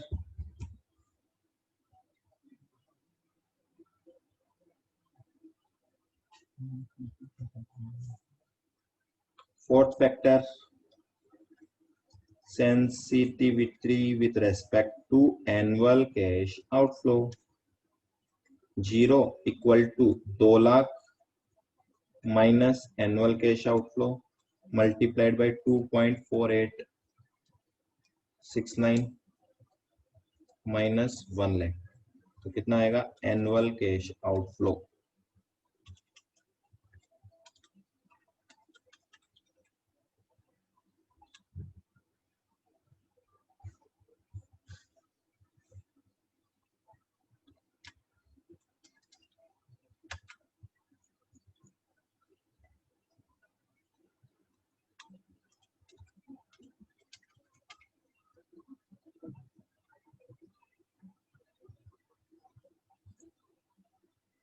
1,59,789। therefore sensitivity with respect to annual cash outflow कितना होगा 159,789 माइनस 1,50,000 डिवाइडेड बाई 1,50,000 इंटू 100।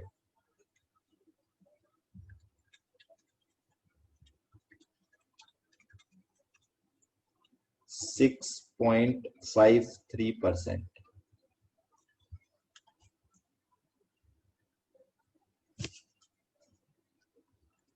चले क्या आगे। फिफ्थ फैक्टर कौन सा था। फिफ्थ फैक्टर बताना। Discounting rate. Sensitivity with respect to discounting rate. चलो जी, इसमें भी क्या करना है वही 0 equal to 2 lakh minus 1.5 lakh into cumulative P factor at the rate of discounting rate ही तो नहीं पता ना, कोमा 3 माइनस 1 लाख। चलो इसका आंसर क्या आता है आपको बताइए। Cumulative P factor discounting rate comma 3 equal to 2 आएगा। बताओ क्या रेट लें जिससे कि 3 साल का क्यूमुलेटिव पी फैक्टर 2 आ जाए। ये तो आपको पता ही अच्छे से, ये तो आईआरआर की बात कर रहा है ना। आईआरआर निकालना है इसमें, आता है आपको सबको निकालना। चलो using trial and error. Trial and error क्या रेट लें।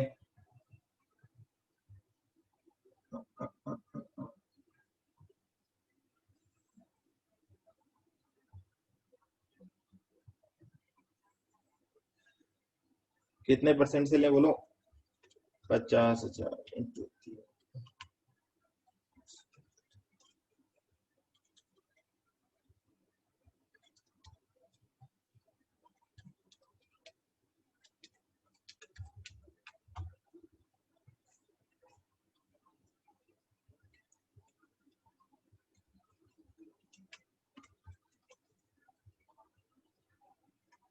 अरे चुप क्यों हो जाते हो तुम लोग? रीजन तो बताओ। 20% से ले रहा हूं मैं एक बार, ठीक है? 20% से आ रहा है 2.1065। नहीं हुआ इससे काम, और चेंज कर लो। एक बार 25% से ले लो ताकि पता लग जाए इसके बीच में आएगा क्या आंसर। 1.952। तो आंसर बीच में है तो और निकालो। क्यूमुलेटिव पी फैक्टर 23% से ले लेते हैं।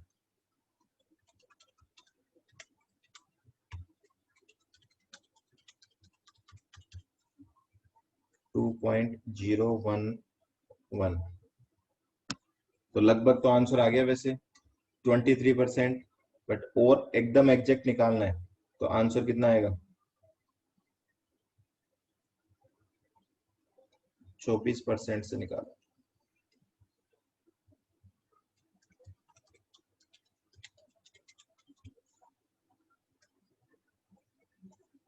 ठीक है, तो आंसर 23 और 24 के बीच में है, तो यहाँ पे अप्रोक्स कर दो।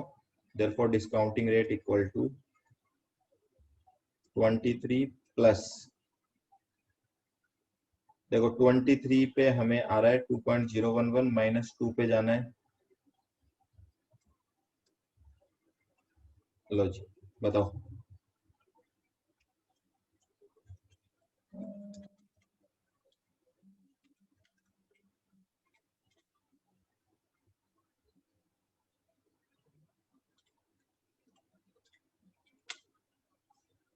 This is 23.37%। ठीक है, तो sensitivity with respect to discounting rate कितनी है? अब इसको देखो, दो चीजें हैं, इसको एब्सोल्यूट फिगर में भी लिख सकते हैं हम। एब्सोल्यूट फिगर मतलब क्या? पहले 10% की डिस्काउंटिंग रेट थी, अब 23% की है, तो आप बोल सकते हो कि 13%। ये तो हो गया एब्सोल्यूट टर्म्स में। पर रिलेटिव टर्म्स में बोलते हैं तो परसेंटेज चेंज बताओ। पहले 23.37, पहले 10% थी, तो 10% के हिसाब से कितना फ्लक्चुएशन आएगा इसमें?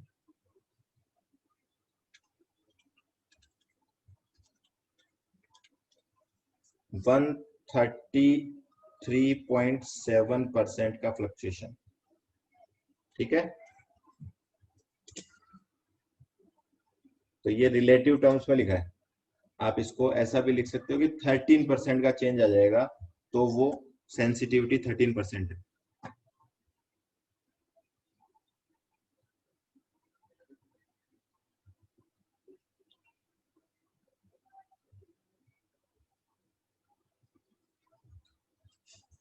क्लियर है क्या ये सबको टॉपिक?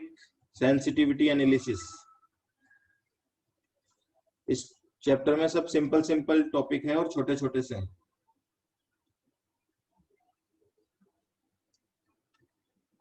चलिए नेक्स्ट पे देखो, यहाँ पे सेंसिटिविटी है, ये खत्म हो गया, उसके बाद आगे चलते हैं।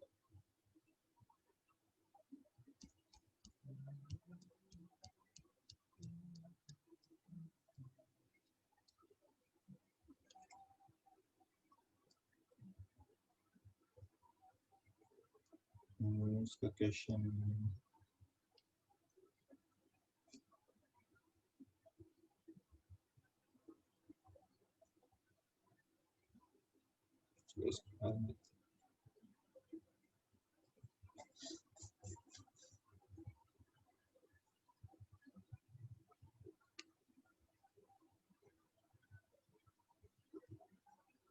थर्ड के ए पे आ जाओ। है थोड़े बहुत, चलो देखते रहो भी आप, ज्यादा नहीं है, क्वेश्चन की लेंथ देख के पता लग जाएगा। चलो नेक्स्ट पे आ जाओ। ये आपको पता भी है, स्टैंडर्ड डेविएशन। ये टेक्निक तो सबको होता है ना। स्टैंडर्ड डेविएशन क्या होता है? फ्लक्चुएशन फ्रॉम एवरेज वैल्यू, पहले एवरेज निकालो, एवरेज से फ्लक्चुएशन निकालो। बस ये वाली टेक्निक स्टैंडर्ड डेविएशन सबको आती है, इसलिए इसका डायरेक्ट क्वेश्चन पे जवाब। इलस्ट्रेशन नंबर 3 का ए। Company is considering two mutually exclusive projects X and Y. Project X cost 3 lakh, project Y cost 3,60,000. You have been given below the NPV and probability distribution. आपको NPV दे रखी है, उनकी probability दे रखी है। Compute expected NPV of project X and Y. तो पहले तो आप expected NPV निकालो। कोई दिक्कत है क्या इसमें? एवरेज निकालनी है ना।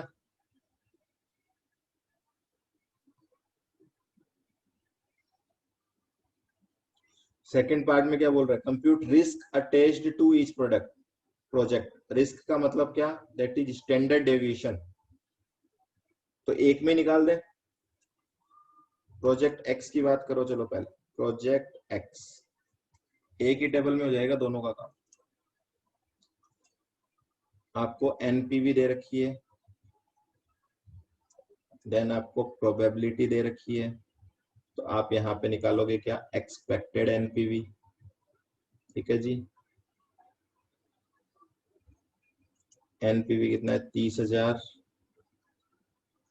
60,000, 1,20,000 और 1.5 लाख। और इनकी प्रोबेबिलिटी कितनी है? 1,441।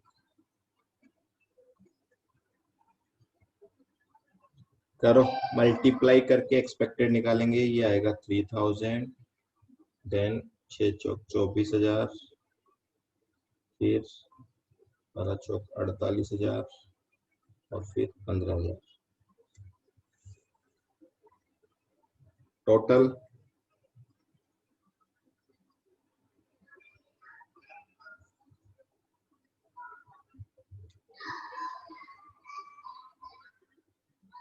90,000. This is what? This is expected NPV of project X. ठीक है ना, जिसको X बार लिखते हैं नॉर्मली। तो X बार आ गया और NPV की जो वैल्यू है इसको X मान लेते हैं। तो अब स्टैंडर्ड डेविएशन कैसे निकलेगा? X माइनस X बार। सही है। फिर X माइनस X बार का स्क्वायर इनटू प्रोबेबिलिटी, यही तो करना है। x माइनस एक्स बार निकालो। 30,000 माइनस 90,000 करेंगे तो माइनस का 60,000, देन माइनस का 30,000, देन 30,000, देन 60,000। इसका स्क्वायर करो और प्रोबेबिलिटी से मल्टीप्लाई करो। चलो 60,000 का स्क्वायर इनटू 0.1 कितना आएगा? ये 3,600 लैक्स आ रहा है। 3,600 लैक्स। देन नेक्स्ट 30,000 का स्क्वायर इंटू 0.4, ये भी इतना ही आ रहा है 3,600 लैक्स। ये भी इतना ही आएगा और ये भी इतना ही आएगा। चारों का टोटल 36.4, 14,04,00,000। ये लो जी, पूरा नंबर में लिख दिया मैंने। ये क्या है? क्या ये स्टैंडर्ड डेविएशन है क्या?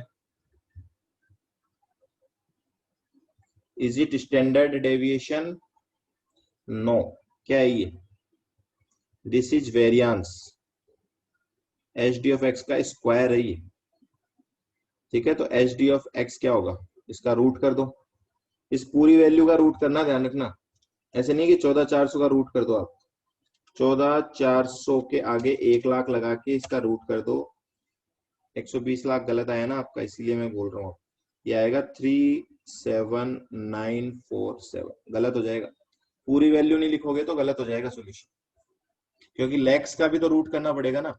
आपने 14,400 का रूट कर दिया और लैक एज इट इज लगा दिया, इस लैक का भी तो रूट होगा, तो पूरी वैल्यू लिखना है, ध्यान रखना। ये लो आंसर आ गया। तो दोनों चीज निकाल दी हमने प्रोजेक्ट एक्स की, फर्स्ट पार्ट में बोला था एक्सपेक्टेड एनपीवी निकालो, सेकंड पार्ट में बोला था स्टैंडर्ड डेविएशन निकालो, तो दोनों चीज निकल चुकी। चले आगे प्रोजेक्ट वाई पे चलो। सेम काम प्रोजेक्ट वाई के लिए करना है आपको। आप करेंगे और मुझे बताएंगे what is Y bar and what is Y standard deviation of Y. चलो जी कैलकुलेट करो, ये रहा डेटा आपके सामने।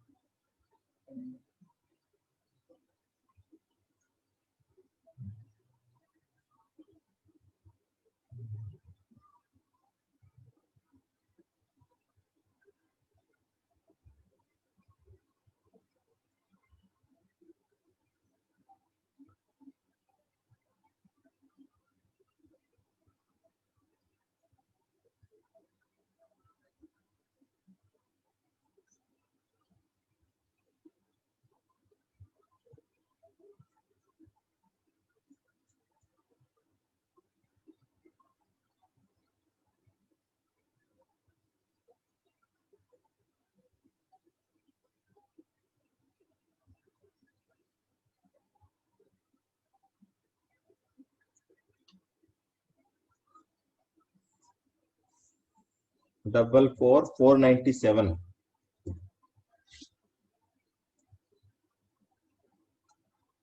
ठीक है, और वाई बार कितना आ रहा है वो तो बताया नहीं आपने। एच डी आ रहा है 4,4,497। ये सेम सबका देख लेना, जिसका डिफरेंट हो वो बता देना। वाई बार 90,000 ही आ रहा है, इसका भी दोनों का सेम है मतलब। ठीक है, दोनों का एक्सपेक्टेड एनपीवी सेम है, दोनों का स्टैंडर्ड डेविएशन अलग अलग है।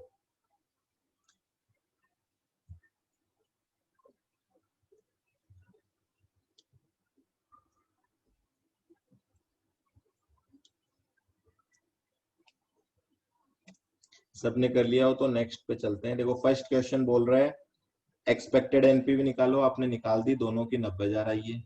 सेकंड बोल रहा है दोनों की स्टैंडर्ड डेविएशन निकालो, आपने निकाल दी। थर्ड क्वेश्चन क्या बोल रहा है, तो फर्स्ट और सेकंड दोनों पार्ट इसमें कवर हो गए हैं आपके। थर्ड पार्ट पे आ जाओ। थर्ड क्या बोल रहा है, थर्ड बोल रहा है आपको which project do you consider more risky and why. Risk किससे निकलता है बताओ मुझे, रिस्की कैसे पता लगता है। देखो दोनों का एनपीवी तो सेम है 90,000, तो एनपीवी के बेसिस पे तो दोनों प्रोजेक्ट का कोई भी डिफरेंस है ही नहीं। तो सिंपल है, जिसका स्टैंडर्ड डेविएशन ज्यादा है वो ज्यादा रिस्की है। सही है ना बात। और अगर एनपीवी दोनों का अलग अलग होता तो आप सीवी निकालते, फिर कोफिशिएंट ऑफ वेरिएशन। तो हम लिख देते हैं since expected NPV of both projects is same, therefore the riskiness of the project can be judged through standard deviation only। ठीक है जी। अकॉर्डिंगली प्रोजेक्ट किसका एचडी ज्यादा था, प्रोजेक्ट एक्स का एचडी तो 37,947 है, वाई का 44, वाई का ज्यादा है। देयरफॉर आप बोलोगे accordingly project Y is more risky. ठीक है जी। और अगर एनपीवी अलग अलग होता दोनों का तो फिर सीवी निकालना पड़ता। सीवी का फॉर्मूला क्या होता है, एच डी अपॉन एक्स बार। ठीक है, बोलो हाँ या ना। देन पूछ रहा है what is pi, profitability index निकालो। क्या फॉर्मूला होता है प्रॉफिटेबिलिटी इंडेक्स का? पीआई निकालना है तो PV of cash inflow upon PV of cash outflow होता है फॉर्मूला। क्वेश्चन में आउटफ्लो दे रखा है, पीवी ऑफ कैश इनफ्लो नहीं दे रखा है, डायरेक्ट एनपीवी दे रखा है। तो कोई दिक्कत है क्या? नहीं है। हम लिख सकते हैं इस तरीके से, पीवी ऑफ कैश इनफ्लो क्या होता है? PV of cash outflow plus NPV तो होता है, ऐसा भी लिख सकते हैं हम। देयरफॉर प्रोजेक्ट एक्स की बात करोगे तो पीआई इज इक्वल टू कितना? पीवी ऑफ कैश आउटफ्लो कितना है? 3 लाख। 3 लाख प्लस एनपीवी है 90,000 डिवाइडेड बाई 3 लाख, तो पीआई कितना आएगा?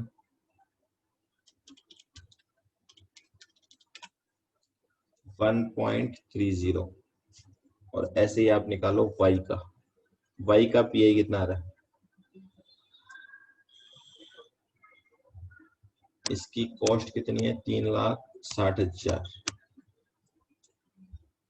3,60,000 प्लस 90,000 डिवाइडेड बाई 3,60,000,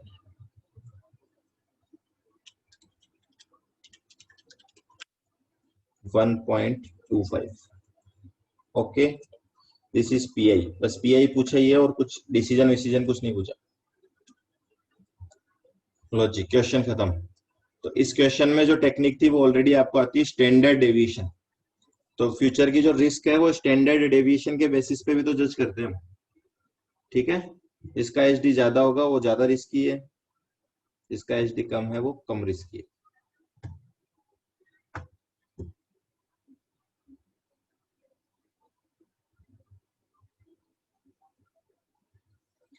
तो देखो टोटल पांच मेथड बोल सकते हो या 5 अप्रोच बोल सकते हो जो हमने पढ़ी है, जिनसे फ्यूचर की जो रिस्क है उसको हम कंसीडर कर रहे हैं और उसके बेसिस पे हम डिसीजन ले पा रहे हैं।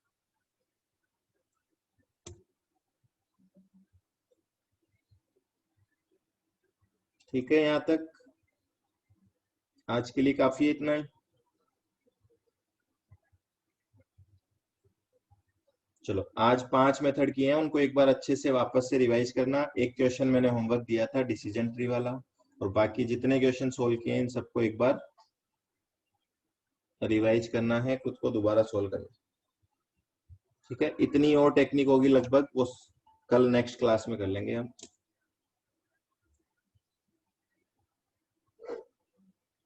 ओके,